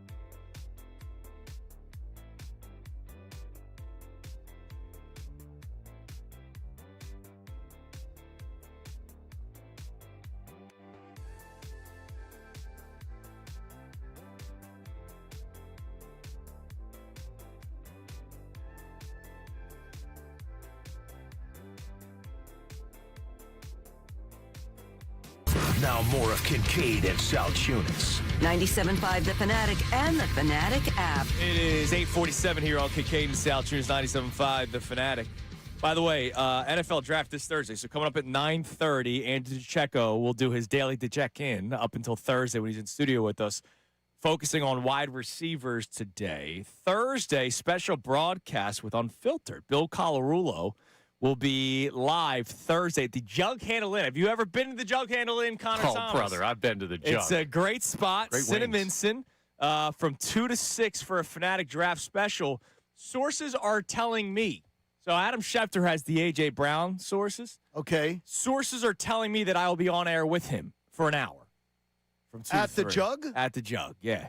Wow. Ricky Bo, it's a Phillies day game, I believe. So he will be unavailable. So you're going to be at the Jug for a little bit. I'll be at the Jug 2 to 3. I might have a couple jugs while I'm there, and might as well. have a good After day. you get off the air. Of course. Giveaways on site during the broadcast, including Rally House gift cards. We love Rally House. We do. Also, a commemorative Super Bowl 59 Eagles football. Are you kidding? T-shirts That's sweet. and more. You got to go. Got to go to the Jug. You have to. What is Gotta go the? to Is there a Moe's. go-to? Gotta Is there a go to go-to Moe's. food item? The or wings. anything? Oh, the wings Yeah, are the the wings. best. Yeah. Okay. Yeah. Good. Great spot. All right, let's hear how it sounded Saturday night. I know, A.J. Brown, the Eagles, they took over. What else is new? Adam Schefter is the big story today. It's happening. Just start calling him New England Patriot A.J. Brown Correct. at this point. You just heard it in that clip on Let's Get just Up. be adults here. We're They're going to talking be about adults here. the plans for the drafts now, what the Patriots are doing with the draft because they're getting A.J. Brown. Oh, they're getting a really good receiver. Oh, but it hasn't happened yet. It's happening. He's a Patriot. But the Flyers win Saturday night. Game 2 tonight, 7 o'clock. Listen live here on The Fanatic. Here's how it sounded on The Fanatic Saturday night with the help of Olivia Dean. Talk to me, talk to me. Talk to me, talk to me. Malkin back to the line. Carlson shot tipped in front of the net, and then Crosby almost banged it past Dan Vladar on the short side. The Penguins play it themselves out the center. Gets free in front. A good scoring chance there by Tyson Forster in front of the goal. It's going to draw a penalty as Forster cut to the goal mouth, tripped up. That'll be a Pittsburgh penalty. Trevor Zegras looking for a play to be made from behind the net. Gets it out. A shot to the net. They score! Drysdale beats Stewart. Skinner and the Flyers get the first goal of Game 1. Jamie Drysdale, his first goal of the playoffs in his career in his first playoff game. And the Flyers take the 1-0 lead. Letang gives it up. Off the bench, quick shot kicked away by Dan Vladar. Penguins get to it, they score! From that right circle, and it's Evgeny Malkin that beats Dan Vladar on the rebound, his 68th career playoff goal. And the Penguins have tied it with just over 4 minutes to play in the second. So the Flyers get into Sanheim. Jukes and Giants five-man. Took a shot. He scores! Oh, Travis Sanheim scores his first goal in this playoff to give the Flyers the 2-1 lead here in the third period. His third career playoff goal. And the Flyers are on top here in the third. Here's Porter Martone. He's got a man going to the net. Martone spins into the right wing circle. Looks at the net with a shot. He scores! Oh, Porter Martone! The kid does it again in his first playoff game. And Martone has given the Flyers a 2-goal lead with just over 2.5 minutes to play. Sarah Carlson gives it to Malkin. Top right circle with traffic in front of the net. Took the shot. Knocked down. They score. Brian Rust in the slot with a minute left. Rust gets his first goal of the playoffs. Another point for Evgeny Malkin. And this ain't over yet. It's a 1-goal lead with 1 minute to play. At the left point, Malkin looking, gives it up. Penguins in front. Saved by Vladar. It's in the corner. Pittsburgh in front. They can't do it. The Flyers pick it up and clear. And the Flyers win for the 12th time in their last 14 road games. These upstart Flyers surprised by many to be here. The Flyers don't get that. There shouldn't be any surprise. They've been one of the best teams at the end of the season, and they win Game 1 on the road 3-2. Great job, Connor. Great job, Tim Saunders. Great job, Ms. Dean. MBD on our YouTube chat saying, incidentally, Olivia Dean is a 27-year-old smoke show. I had no idea. I thought she was a middle-aged white woman. No, out of England, Scotland. England or Scotland. She's British, I believe. I believe British. I'm not sure. I've heard her speak. but I believe British. Let me check. She has that English accent. singer-songwriter. English. She's from the London borough of Haringey. There you go. She is fantastic, by the way. You know about that, Connor? No, but I know the last guy was British too, wasn't he?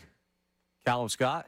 Yeah. He was over there. But the somewhere. thing is that she doesn't. The song is not even her most popular song. Like, she's got more popular songs than this. So I mean, she is very talented. Not here, she doesn't. Exactly. But check this young lady out. She's very talented. She's going to become a popular download in the area. Oh yeah. She By the way, that area, that's where the Tottenham. That's Really? their, Tottenham- that's their club. The Outburst. Yeah. That's the Championship League club. Once they get relegated, it's a good club. It's a good club. They got a good club. They are one bad kick away, one yellow card away, and they would have won the Premier League trophy. They would have, or whatever they call it. They got a good club. That was talking soccer. Or as Rob here on Thompson Kincade would say. Salciunas. He also said that they're working hard and they got a good club. They're gonna get good soon. Inspiring. Let's go to our Rob man's Thompson, available for your next inspirational speech. Xavier, Newtown Square. Xavier won the Sixers tickets. Was able to watch them beat the Magic. Hopefully, he watched yesterday's game with his eyes closed. But Xavier wants to talk about A.J. Brown. What's going on, brother?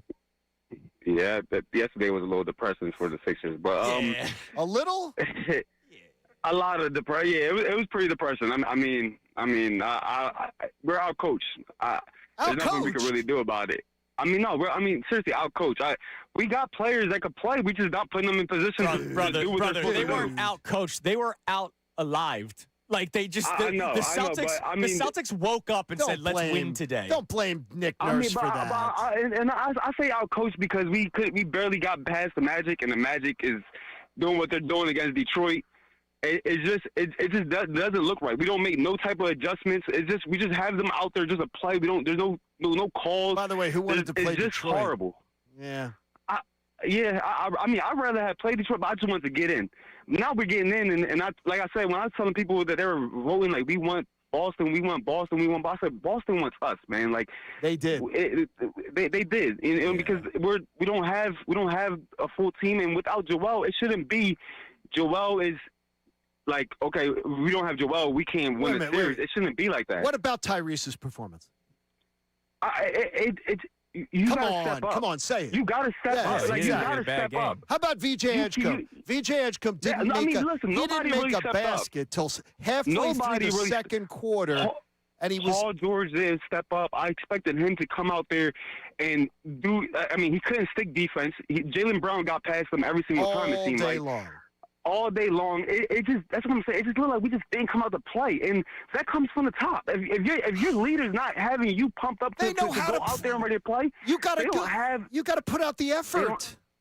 I know, but look, brother. They got a Dembo in the starting lineup, man. They got a Dembo. Yeah, and he got in foul trouble 3 minutes in. Yeah, what else do? Because he's not good. Don't blame the coach. Don't blame the coach because Paul George couldn't feel the need to put in the effort to play tight defense. They were dead. Paul George took 2 threes. 2. How about they made the Sixers made a 3, 1 in the first, 1 in the second, 1 in the third, 1 in the fourth. By the way, they're playing one of the highest shooting 3-point shooting teams in like NBA history. And they made 1 3-pointer in each quarter. At least they're consistent. You can't make that up. By the way, you brought up the Pistons. Playoff Toby came to light again. And what did I say for weeks? 1 of 7 from 3, 5 of 15 from the field. You wanted to play the Pistons. Playoff Toby. It was better to play the beat Pistons. by 32. We can't celebrate the Mets losing 11 straight. Better to play. No, you would have rather played the Pistons. Orlando, who you just beat, went in and won game 1 at Detroit. I'm arguing with him with his Tobias Harris stuff. It's ridiculous. All right. By the way, speaking of Embiid, a little something to tell you about coming up next. Maybe. We'll see. Also, Zach Berman. He can react to the story that dropped today and who the Eagles are drafting at wide receiver. It's Kincade Salciunas, 97.5 The Fanatic. Now, on 97.5 The Fanatic Sports Update. An impending A.J. Brown trade. I'm Connor Thomas, and that's what recent reports are telling us from Adam Schefter this morning, saying that post-June 1st, it is likely that A.J. Brown will be traded by the Eagles, and the likely landing spot will be the New England Patriots. We'll keep you updated on that as we've reached draft week in the NFL.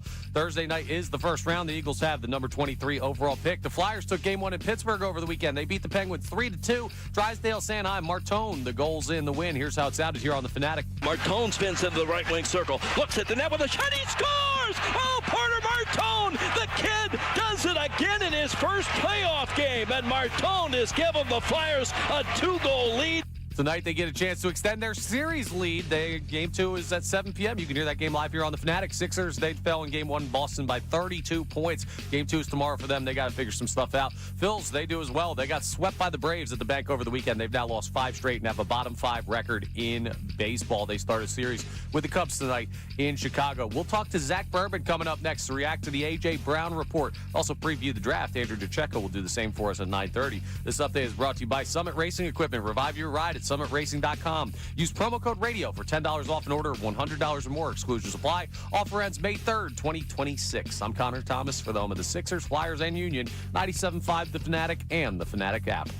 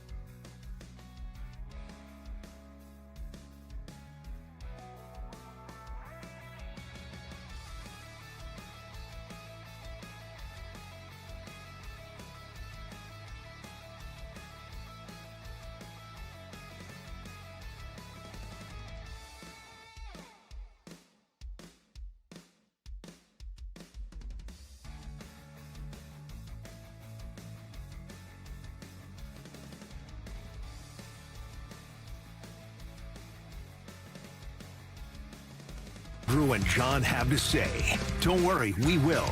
But first, let's hear what they got into earlier today on Kincade Salciunas. Flyers go into Pittsburgh and take game 1 3-2. From the beginning, the intensity between those two teams, the physicality between those two teams, but so much physicality and intensity. The Penguins only get 17 shots on goal all night. Vladar makes 15 saves, has some big ones right at the end after Porter Martone nets one to make it 3-1. Eventual game winner. Then there's the other team. Tyrese Maxey came up small yesterday, but more importantly, he came up with nobody there fighting with him. And unlike the Flyers youngsters showed up to play Sixers youngsters did not. And the Phillies get swept by the Atlanta Braves. And once more, embarrassingly. Connor, we have breaking news. What we got? As per Adam Schefter, A.J. Brown likely to become a Patriot post-June 1st, per ESPN source. Wow, so the Eagles were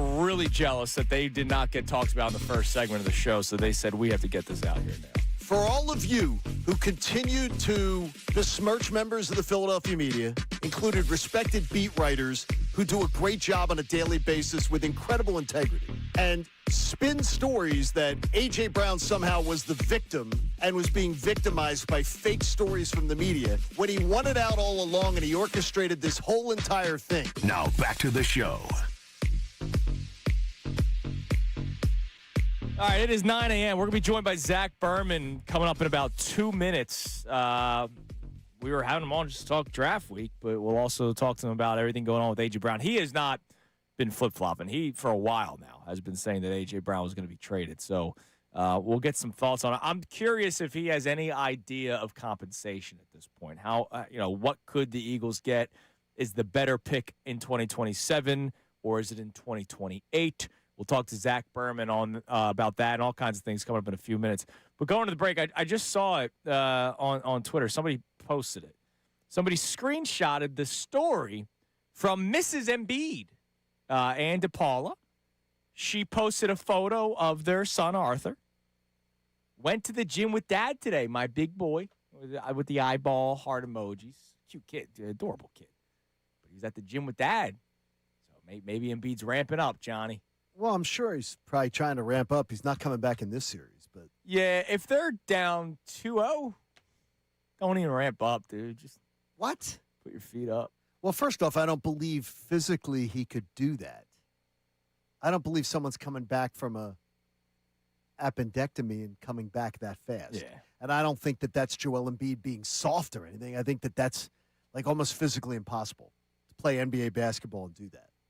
But as Bob Cooney pointed out, on Patterson, I think it was 4 weeks is the norm. Yeah, and it was before the playoffs. 4 weeks is the norm. Yeah. So it's not like he's dragging. He's trying his best. I admire that he's in there and he's trying his best. It's just a shame. And I wouldn't have liked their chances even with him. It just would have been a series. Last night or yesterday afternoon, was not even a game. 33-18 after the first quarter, down 15. Then they get outscored in the second by 3. Then they get outscored in the third by 6. Then they get outscored by 8 in the fourth. They did not win a quarter. I mean, they emptied the bench. Our man Dallin Terry, second time we've mentioned that name on this show. He got 6 minutes yesterday. They emptied the bench yesterday. All right, joining us now here on Kincade and Salciunas, Johnny, to get us away from Sixers talk, even though we want to celebrate the Flyers. But absolutely. Maybe the Eagles made a call and said, we haven't been talked about much recently, so we need this Adam Schefter thing to come out. Our man Zach Berman from The Athletic joins us. Zach, you have not been flip-flopping. You've been saying for a while now you think it's sort of inevitable that he gets traded to the New England Patriots, but just curious to get your reaction, your thoughts on the latest from Adam Schefter this morning that A.J. Brown's going to the New England Patriots.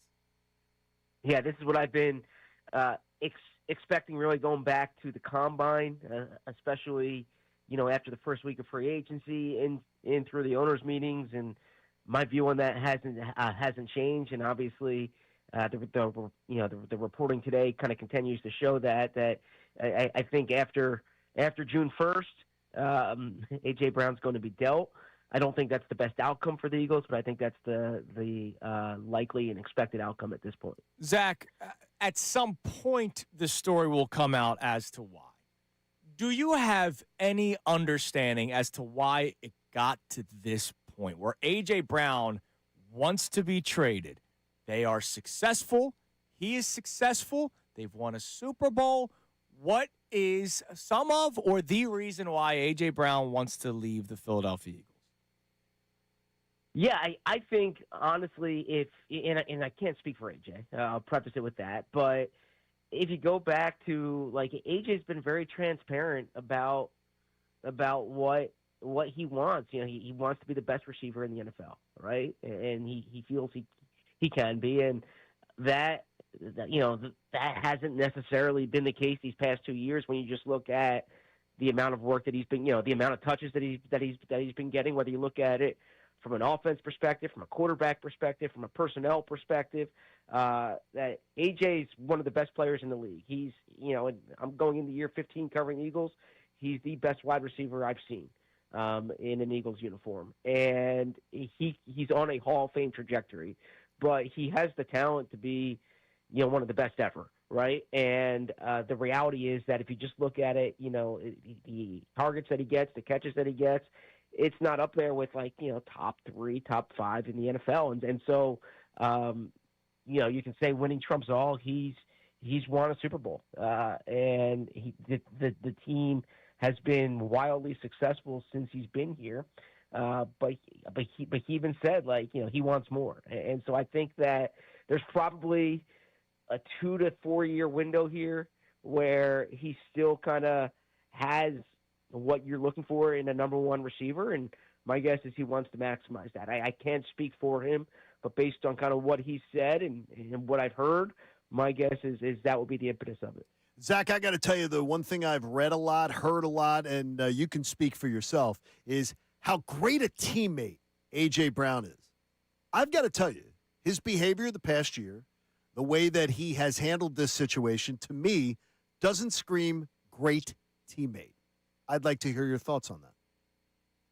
Yeah, I mean, I hear what you're saying, John. I can tell you from being there and talking to the guys around him that he's involved, he cares, he's passionate. As far as what you're saying in terms of bad teammate, what? Yeah, I didn't say bad teammate. I'm just hearing people describe him as a great teammate. This isn't the behavior, I would say, of a great teammate, forcing the trade out of here and doing all these antics behind the scenes.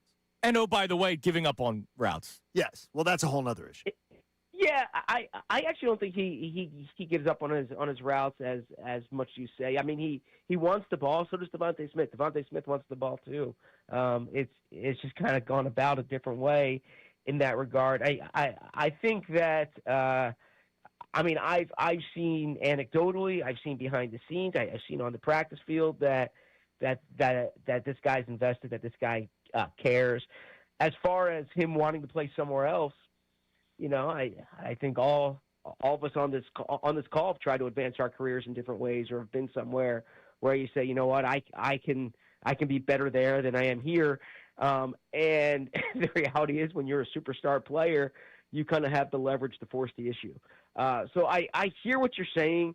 I think that there are things that could have been done differently during the past year, and I actually don't think the grass is always greener. I think this is a good situation for A.J. Brown. But, there's this didn't happen overnight. I'll put it that way. Like this has been going on for a while here, and I think that that the Eagles, when he is going elsewhere, or if and when, he's going to be a really good player, and the Eagles are going to miss him, because you look for blue chip talent. You look for guys like that. The Eagles moved mountains to get a player like A.J. Brown. And I don't expect it to be the same without him here. All right, so let's look into the tea leaves a little bit. You just finished your nice cup of tea. What is the compensation for A.J. Brown? I know there's been talks about pre-June 1st, post-June 1st. It's heading to post-June 1st, so it would not be this draft. Is it multiple years? Is it multiple picks? Is it first-round picks? What are you thinking, Zach? Yeah, I mean, I think the target all along has been a first-round pick, right? And I think that from the Eagles' perspective, even going back to March, I think a 27 first-round pick would be more desirable from New England than a 26 first-round pick, because they're drafting 31 this year, and the chances are they'll be drafting, worse than 31 next year, right? But I can't tell you specifically. I thought before, if it was going to be done back in March, I expect it to be a 27 first. I can't tell you specifically what it's going to be here. I know the Eagles operate with a longer time horizon in these trades, and some of their best trades, if you just look at how his past 5 years, have been when he's valued future picks maybe more than other teams has. And so if we're talking about 28 pick, of 2028, it wouldn't surprise me there. But I still think 2027. I still think there will be a first rounder of some variety, whether it's a conditional first, whether it's a definite first. I think when the trade terms come out, it won't look like Howie Roseman lost the trade. When you look at what the Eagles' approach has been this offseason, do you think they are a distinctly worse team today than what walked off the field versus the 49ers? Not necessarily. It's a fair question, John, but the reason I say not necessarily is because if they are healthier on the offensive line, I think that will change things quite a bit. And that's an if, because you're talking about guys who have a lot of mileage on them. But the common thread in the years when this team is really good is the offensive line is really good. And last year they were banged up. Even the guys who were on the field were not the same. And obviously Lane Johnson did not finish the season on the field. And so if this offensive line's healthier, then I think this team can be healthier. But make no mistake, like if I'm not expecting A.J. Brown to be here. I don't think that the wide receiver core is better. I think this is a team that's going to run the ball quite a bit. I think there's a lot of optimism internally in Devontae Smith. I think defensively they're going to just continue to get better because those guys are younger and entering the primes of their careers. I think they still need to figure out edge rusher. But I don't think that they're a definitively worse team than the team that left the field against San Francisco, because the team that left the field against San Francisco did not have Lane Johnson, did not have a healthy Landon Dickerson. I'd say did not have a healthy Jordan Mailata, did not have a healthy Cam Jurgens. So if this offensive line's healthier, I think this team would be better. With all due respect to the men I'm going to mention, Hollywood Brown and Dontavian Wicks, none of them are A.J. Brown. So, Zach, will the Eagles target a wide receiver early on in the NFL draft, night one this Thursday? I mean, I think the first two nights, right? I mean, I think my guess, I have a mock draft out on The Athletic now, and I have them going offensive line round one. I think they'd consider wide receiver round one, but I think this will be kind of, if they can have their druthers, it'll be offensive line. I have them going wide receiver round two. And I think that could be a fertile spot for them. But you are right. They don't have an A.J. Brown replacement. If I can give a kind of like a pop culture reference, think of the scene in Moneyball where, the Brad Pitt, Billy Bean characters talking about how they replaced Giambi and they have to do it in the aggregate. Yep. And I think that's how the Eagles will do it. Is I think Devontae Smith would be the clear number one. Mm-hmm.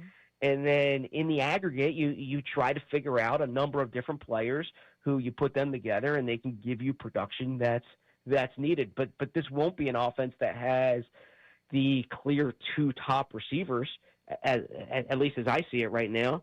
Although the player I have the Eagles taking in the second round, Chris Bell from Louisville, and he's recovering from a torn ACL. But when you see him physically, you would see the A.J. Brown comps physically. I mean, 6'2", 222, explosive with the ball in his hands, and it's kind of a down-the-road pick, but I think the Eagles will add wide receiver. And I thought that even if A.J. Brown were back, I think they'd focus on wide receiver early in the draft, because even if A.J. was here in 2026, I wouldn't expect him here in 2027. All right, Zach, we appreciate the time, Thank you, Zach. man. You've been great on this story throughout the entire offseason, and I'm sure there'll be more that comes out after the trade actually happens. Yeah, we'll be following you along, man. Thanks. Thanks, guys. Appreciate it. There's Zach Berman of The Athletic. Here's another interesting eventual topic. What's that? Is the Jalen Hurts side of this, and what if he does not play well? Oh, it would be big. That'll be a big topic. What has been the one thing for people that don't like Jalen Hurts? What has been the one thing that they've always used against him? That he always has the best supporting cast. He's always got the best. Anybody could play in that exactly. System. And look, people aren't wrong saying that. It's just their way to try to take away from what Hurts has been able to accomplish. Yes, I think Josh Allen would play really well with A.J. Brown, Devontae Smith. I think a lot of quarterbacks would play really well.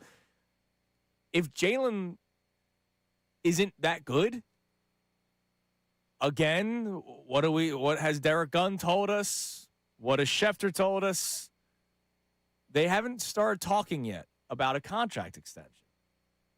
what if he's not that good this year? I don't want to put that out there because, God, that would suck. I want him to be good. I want this team to be good. I want this team to win Super Bowls. But there's a chance. I don't know who Jalen Hurts is without A.J. Brown. I've seen it one year, and it was this rookie year where they, at 2-7, had to run the ball every other play. Much like the year they won the Super Bowl. They had to run the ball a lot. He had his moments. He had his games. It's going to look differently. This is the biggest prove-it year of Jalen Hurts' career, and it's not remotely close. Yeah, I mean, yeah. Yeah, pretty much. Well, that 2022 is a prove-it year, too. Remember, they moved the draft picks ahead. Yeah, I mean, I'd say this one's bigger. Yeah, I mean, at this point, because he's looking for that second contract. Correct.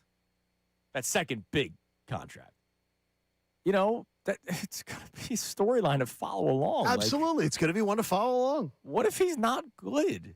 Not good. What if he's not $250 million or whatever it's going to be next time around? Like, what if he's not worthy of the contract? Yes. That's going to lead to a wild offseason, man. And we're not even at that one yet. That's next year. By the way, Trent Williams has reached an agreement on a 2-year, $50 million extension with the 49ers. That story of him, will he be there, will he not be there, has been going on for like 4 or 5 years now. And he just signed a 2-year extension with the San Francisco 49ers. All right, what do we have on the Davis Honda text line? You can feel the Davis difference. Check him out in Burlington. What do we got, Con? Andrew from Willow Grove checks in, says, I never usually call or text because I'm always at work during your show. But once AJ gets traded, he's dead to me. While I appreciate his contributions on the field during the Super Bowl runs, the drama off the field and the dogging it on the field at the end is absolutely unacceptable. He can go kick sand, which I think is a mix of two expressions. Yes. But we'll take it. But that's fine. Look, you kick rocks. You do not kick sand. Don't kick sand. I've done it before. It's very rude to kick sand. It is rude. Trying to teach Coop to not, when he shovels, to not do the over the shoulder. Yeah, you're going to get it in your eyes, kid. He's got to stop. No, you're going to get in other people. Yeah. With all due respect to my son, I'm more worried about the other people. See, Connor, you have such an I'm not a dad yet energy. Yeah. You got it. Like, it's just, you got to think about these things. If Coop gets it in his eyes, you're going to learn today, kiddo. And maybe he won't do it. But if somebody else gets it, then I got to deal with it. I don't want to deal with that. That's fair. But yeah, look, that texter's not going to be alone. There's going to be a lot of people that are like, screw you, because the way it ended was bad, right? Like, this wasn't, hey, the Eagles found an opportunity, or this wasn't A.J. Brown just wanted a change of scenery. A.J. Brown was, I disagree with Zach. I love Zach. I know it wasn't every play, but there was a lot of times where you could point to A.J. Brown not completing routes, or you're like, all right, well, that wasn't that explosive out of the gate there. And don't tell me he was tired.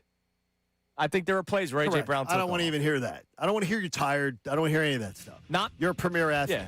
Not business decisions where he's afraid of contact. We've seen that with other players. He just didn't bring it some plays. Not every play. Not all game. Man, the fact that happened in the playoffs, that's inexcusable. All right, coming up next, you heard Zach Berman mention Chris Bell. He has the Eagles selecting him, the wide receiver out of Louisville, with their second-round pick. Every day, today, tomorrow, Wednesday, and then Andrew DeCecco will be in studio with us Thursday. But today, tomorrow, Wednesday, we are focusing on a position group.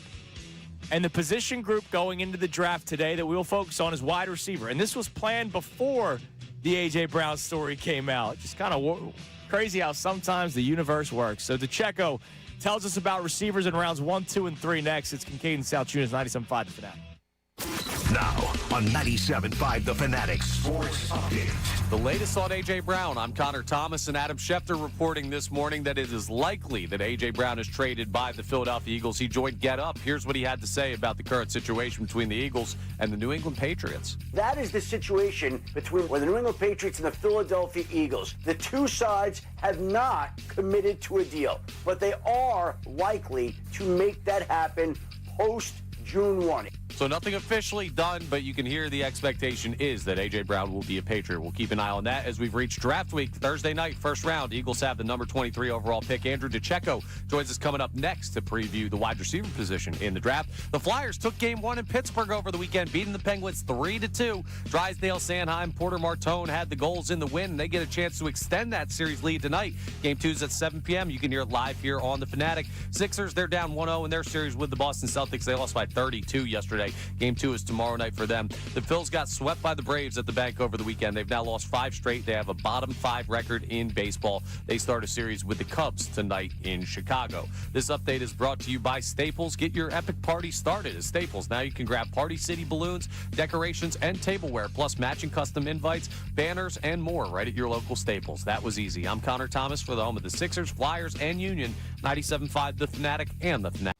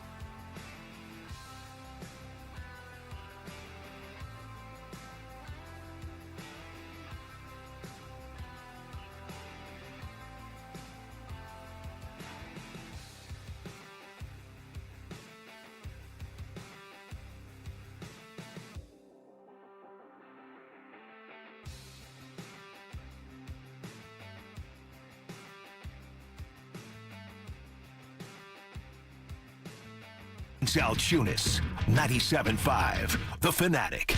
The final hour of Kincade Salciunas is presented to you by The Bagster. It's a dumpster in a bag. You can get yours today at Home Depot and Lowe's. You need details? Go to bagster.com. All right, we'll be joined by Andrew DeCecco here momentarily. Every day this week, Andrew will join us. Well, today, tomorrow, Wednesday. Then he's in studio this Thursday, where he will tell us about specific position groups that we choose to talk about. And today, we chose wide receiver, and this was before Adam Schefter had the article this morning. By the way, Joe Pez, great guy on Twitter.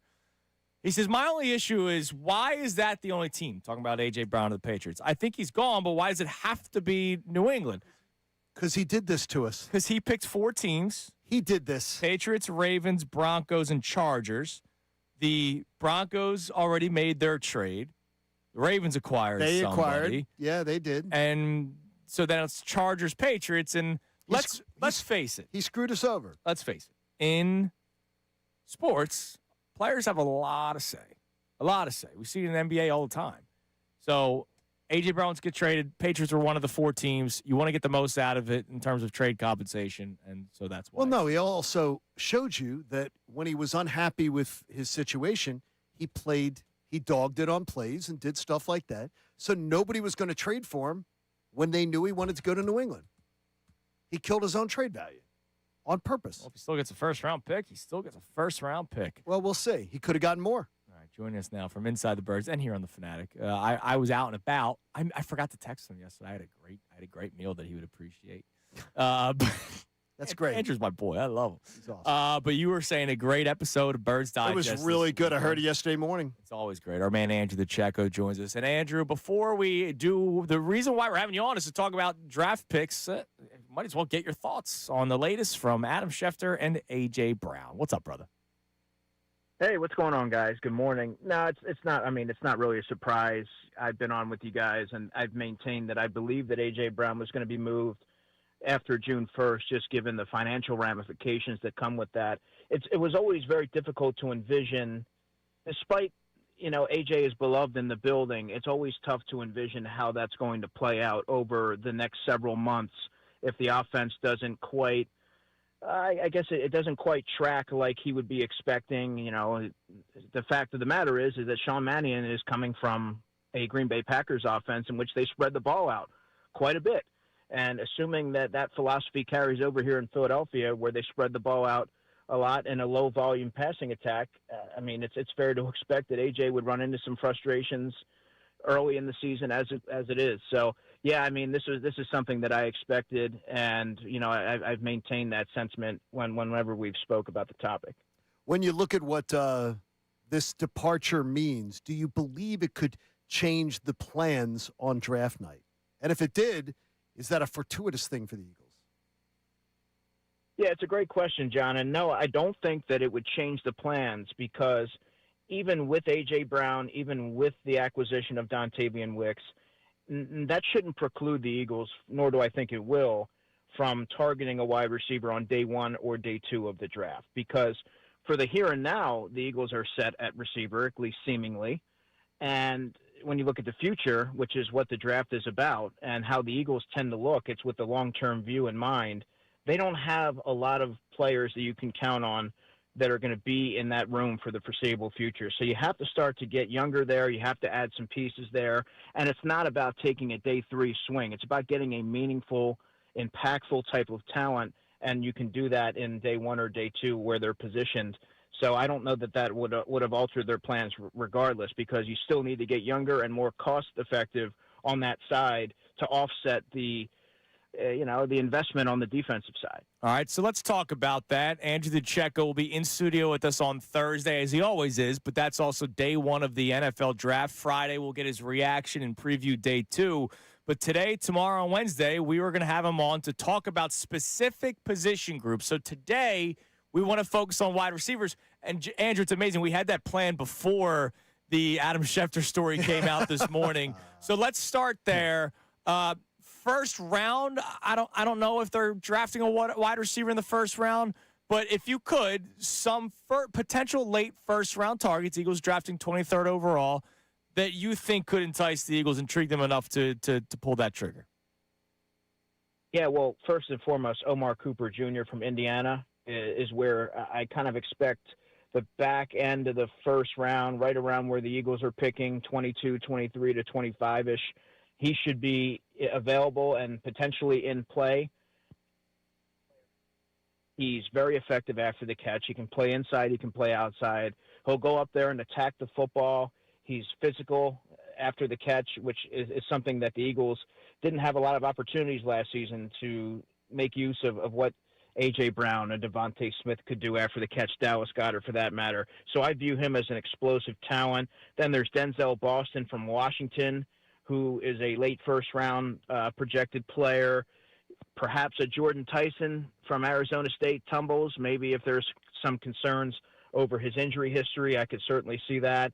But I believe that where the Eagles are picking guys at 54, early in round 2, Jeremy Bernard from Alabama, Chris Bell from Louisville might be my favorite receiver in this draft class, and he reminds me a lot of A.J. Brown. Similar build, really physical, and after the catch, he's able to make some things happen. And when you look at someone who can affect the short to intermediate levels and be effective and dynamic in space, that's a player that would seemingly fit this Eagles offense to a T. And yes, he's coming off an ACL injury. He suffered that late in the season, but it was reported, I guess, to be a clean tear. So he should be on track in regards to his return to the field. The idea that when the Eagles are looking at wide receiver, do you believe that every wide receiver that they would be looking at has the same sort of characteristics? Or do you think that Sean Mannion and them are looking at different aisles and saying, we could use that, but we might use somebody like that? Yeah, I'd point to how the Eagles have crafted the wide receiver room this offseason, bringing in a Hollywood Brown, who in theory could be a deep threat, but his yards per catch in his career would indicate that he hasn't been utilized in that fashion. But in this offense, I would imagine that he will. Then you have Elijah Moore, who's more of a short to intermediate type of receiver. They brought in Dontavian Wicks, who is not a burner by any means, but really good at separating and another first and second level type of receiver. And so I think that they've added a lot of variety and diversity to the receiving core. So I don't know that you're going to look for any one characteristic as much as I think you're looking for how much does the player love football? Are they competitive? And how will they fit in the building where they prioritize culture? I think if all things are relatively equal, it's going to come down to that. So does Body you would like to add some dynamic and explosive players, but I don't know that that's good. I think the board will ultimately dictate that. Do you think body type matters more than some of those other characteristics that we speak of? Like frame, body type? It could when you look at Devontae Smith as more of a slender frame, and you have a lot of diminutive wide receivers in Hollywood Brown, Elijah Moore, Johnny Wilson's there, yes. A.J. Brown at the moment is there. But they could certainly stand to add a prototypical X boundary receiver that can go up there and get the football and attack the catch point and win those 50-50 balls. So I would imagine that would be something that would be an appealing characteristic. And I point to Chris Bell again. Denzel Boston, late first round, has that body type, has that frame, and plays with that kind of tenacity. But, yeah, I mean, I don't know if like a Zachariah Branch from Georgia who's 5'9", 177 pounds would be an ideal pairing given what they already have, for example. Can you tell us some wide receivers, maybe third round or day 3, that the Eagles could target that you're intrigued by? Because let's face it, they need an offensive tackle. That could be a first-round pick. They need a tight end. That could be a second-round pick. I don't even know when they could draft their first wide receiver. So tell us about some other names.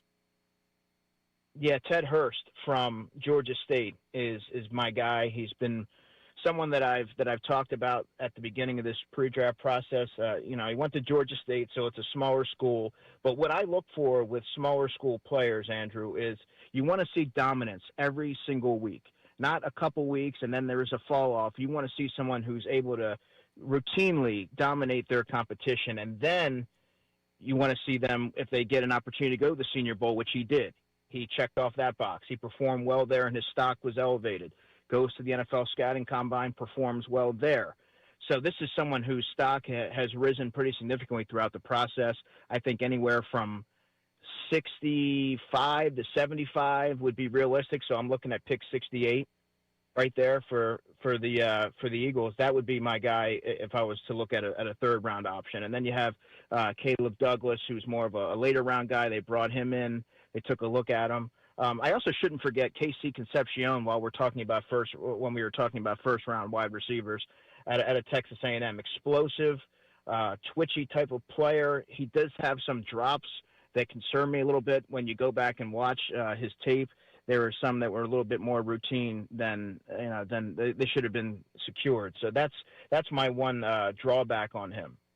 Now, last thing, Andrew, while we have you, we brought this up about 10 minutes ago, 15 minutes ago. What, with all this A.J. Brown stuff, and he's going, let's face it, he's New England Patriot wide receiver A.J. Brown at this point. What does Jalen Hurts have to do to get that next contract? Because this is a pretty big year for him, and one of the big things that people always say, and I think they're wrong to say it, even though they're not wrong, it's just like they try to take away from what Jalen Hurts has accomplished, is that he does it because of the players around him.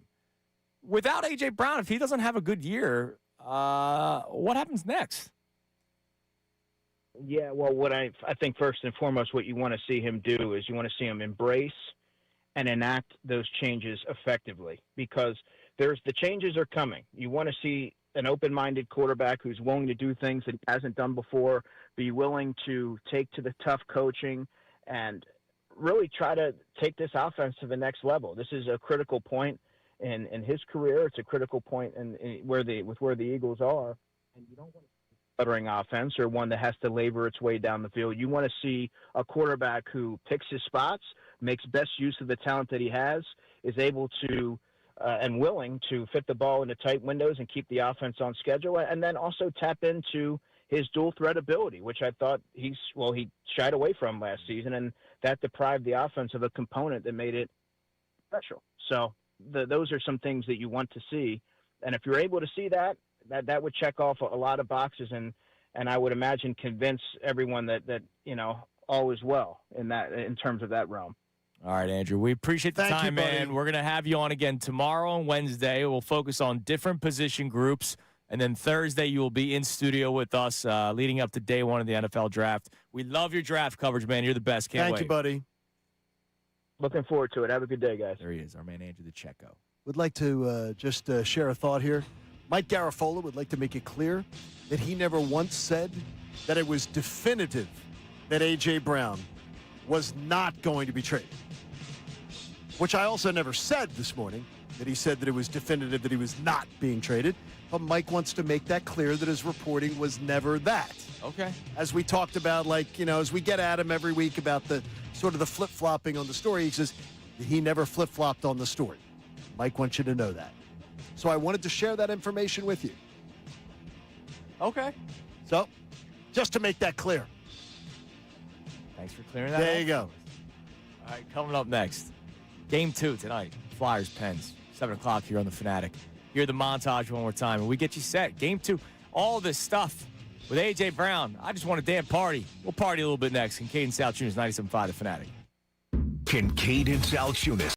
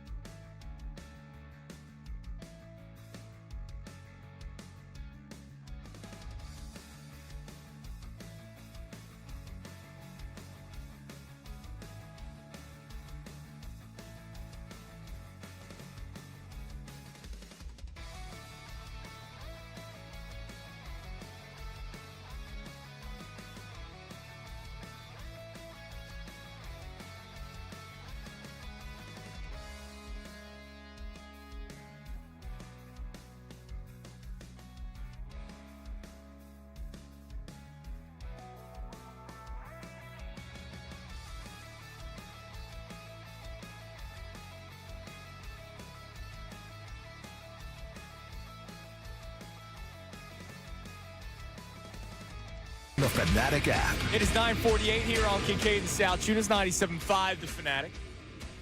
You're about to hear the montage that Connor did a great job putting together, reliving the first night of the playoffs for the first time in 6 years. Flyers beat the Penguins. It was a great start to the playoffs. Wednesday night's going to be ridiculous at the Xfinity Mobile Arena, but it continues tonight. Game 2 tonight, 7 o'clock puck drop. You can listen live right here on 97.5 The Fanatic. But that's not the only event that's happening in Pittsburgh this week. As we know, Thursday is the beginning of the NFL Draft. And, John. And Pierogi Fest. Is that happening as well? I don't know if that's this week or not. I would go. I love pierogi. Oh, I love pierogi. I'm a big pierogi, man. So am I. But, I feel bad sometimes being able to brag about the experiences that we get through being members of the media. Okay. Like we get sometimes some cool free swag. What do you feel bad about? I feel bad that there are people out there that don't get some of the free stuff or the invites that we get. All right. I was officially invited as a media opportunity, John.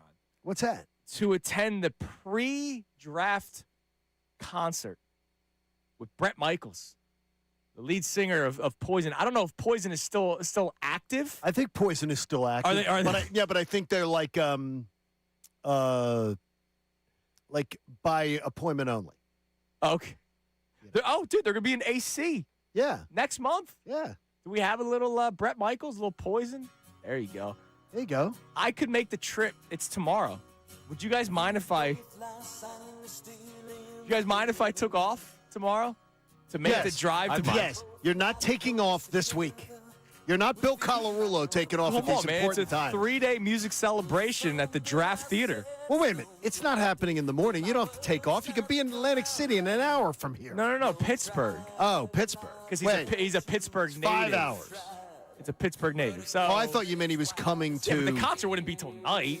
The rose has its thorn. What do you guys think? Do you guys think I could take off? Yeah, you know what? Go for it. We got nothing going on. Yeah, I'm going to go watch Bret Michaels and Poison. Rock on. Keep your eye on the puck, dude. Speaking of, great job with the montage. Game 2 tonight. Before we talk about that, let's relive Game 1 one more time. Talk to me, talk to me. Talk to me, talk to me. Malkin back to the line. Carlson shot tipped in front of the net, and then Crosby almost banged it past Dan Vladar on the short side. The Penguins play it themselves out the center. Gets 3 in front. A good scoring chance there by Tyson Forster in front of the goal. It's going to draw a penalty as Forster cut to the goal mouth, tripped up. That'll be a Pittsburgh penalty. Trevor Zegras looking for a play to be made from behind the net. Gets it out. A shot to the net. They score! Drysdale beats Stuart Skinner, and the Flyers get the first goal of Game 1. Jamie Drysdale, his first goal of the playoffs in his career, in his first playoff game. And the Flyers take the 1-0 lead. Letang gives it up. Off the bench, quick shot, kicked away by Dan Vladar. Penguins get to it, they score! From that right circle, and it's Evgeny Malkin that beats Dan Vladar on the rebound, his 68th career playoff goal. And the Penguins have tied it with just over 4 minutes to play in the second. So the Flyers get into Sanheim. Jukes and Giants by a man. Took a shot. He scores! Oh, Travis Sanheim scores his first goal in this playoff to give the Flyers the 2-1 lead here in the third period. His third career playoff goal. And the Flyers are on top here in the third. Here's Porter Martone. He's got a man going to the net. Martone spins into the right wing circle. Looks at the net with a shot. He scores! Oh, Porter Martone! The kid does it again in his first playoff game. And Martone has given the Flyers a 2-goal lead with just over 2.5 minutes to play. Sarah Carlson gives it to Malkin. Top right circle with traffic in front of the net. Took the shot. Knocked down. They score. Brian Rust in the slot with a minute left. Rust gets his first goal of the playoffs. Another point for Evgeny Malkin. And this ain't over yet. It's a 1-goal lead with 1 minute to play.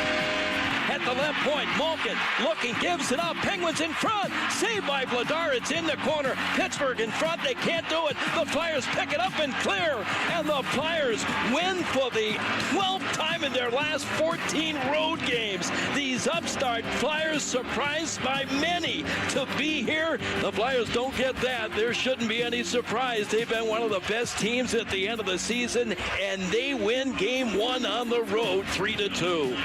Great job, Connor, great job, Flyers. Game 2 tonight.